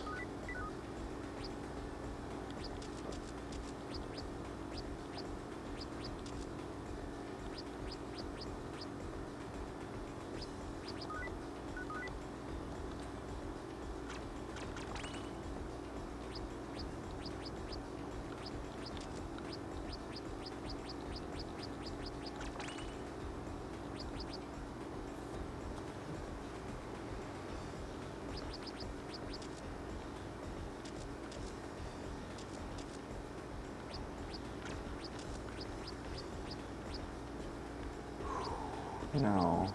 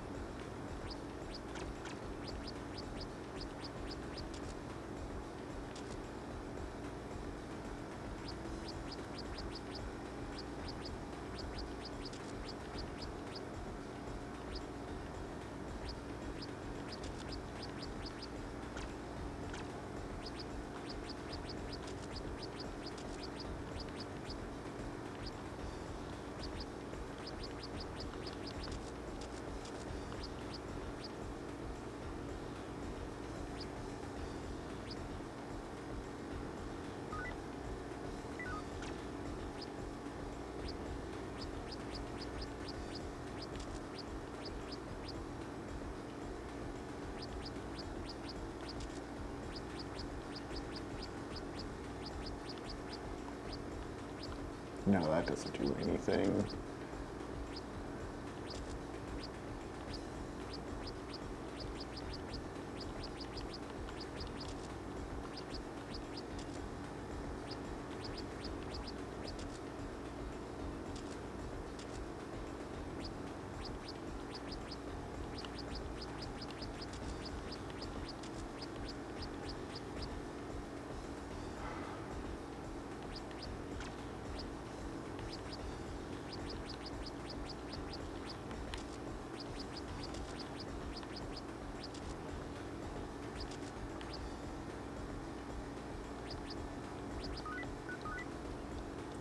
Okay.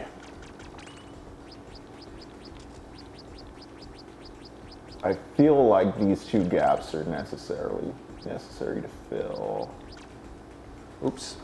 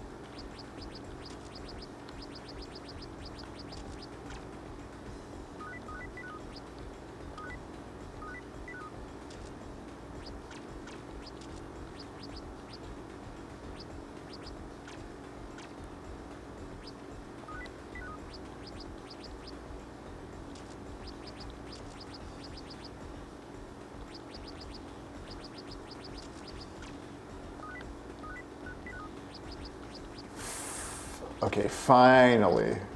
Whoops.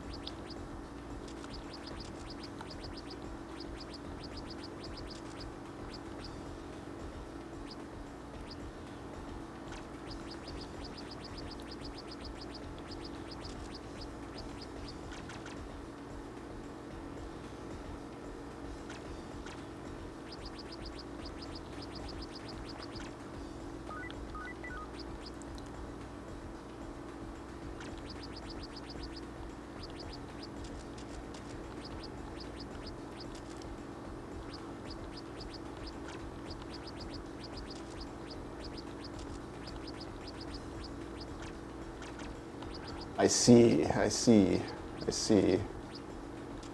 I don't like it, but I see.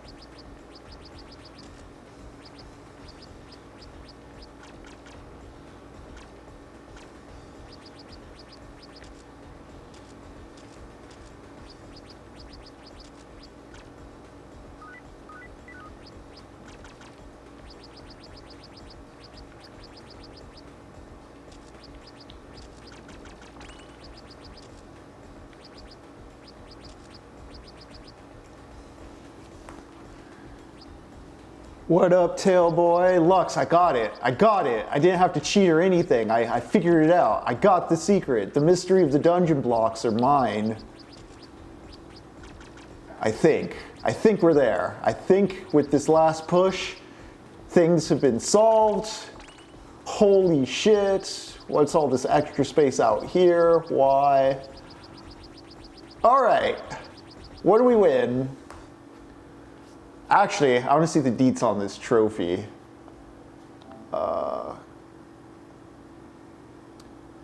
Rare trophy. 20% of players earn it. All right. That's all I wanted to know.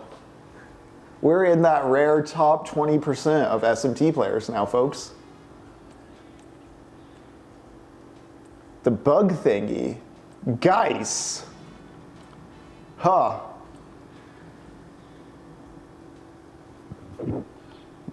Chat, how long did that take? Damn. Imparts healing magic, nullifies light. Let's go with that.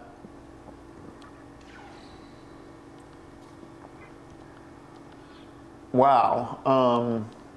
Are there random encounters in this mall? I see the thing flashing, but it seems very low impact. Aw, you miss being tortured. You know what? I did enjoy that puzzle a lot. It was like being tortured. As Lux is always going off about, maybe pain and pleasure are closer than people think. There's a girl. Oh, she must have some guts. My friend.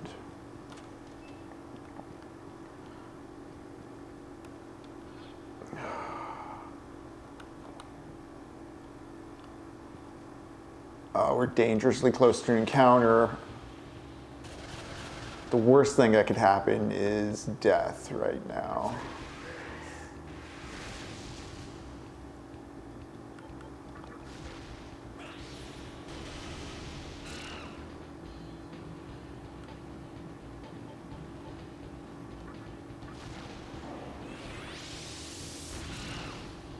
Cool, all right. Good, dead. That's how I like them.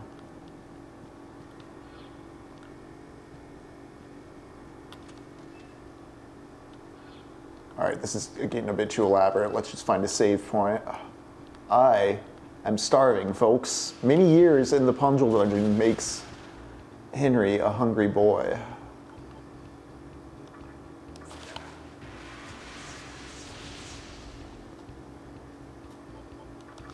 It was right when Lux tuned in, too, that I solved the puzzle, so I'll take that as a sign that I should only be playing with Lux when it comes to SMT. Let's get to the surface, let's save, and then let's have a nice Tuesday. If for some reason you need more streaming, though, check out the Pixel Goblins. They're going live in a few. Yeah, I got Geis. I got a healing Magatama. So we got this dude, Lux. Nullifies light, imparts healing. Hell yeah, not what we needed, but you know what? We got the healing worm. The healing worm is ours.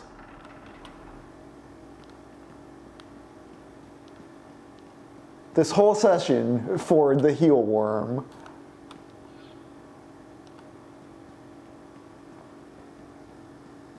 Certainly next time we'll do plot stuff. This game can't be all mini games, can it?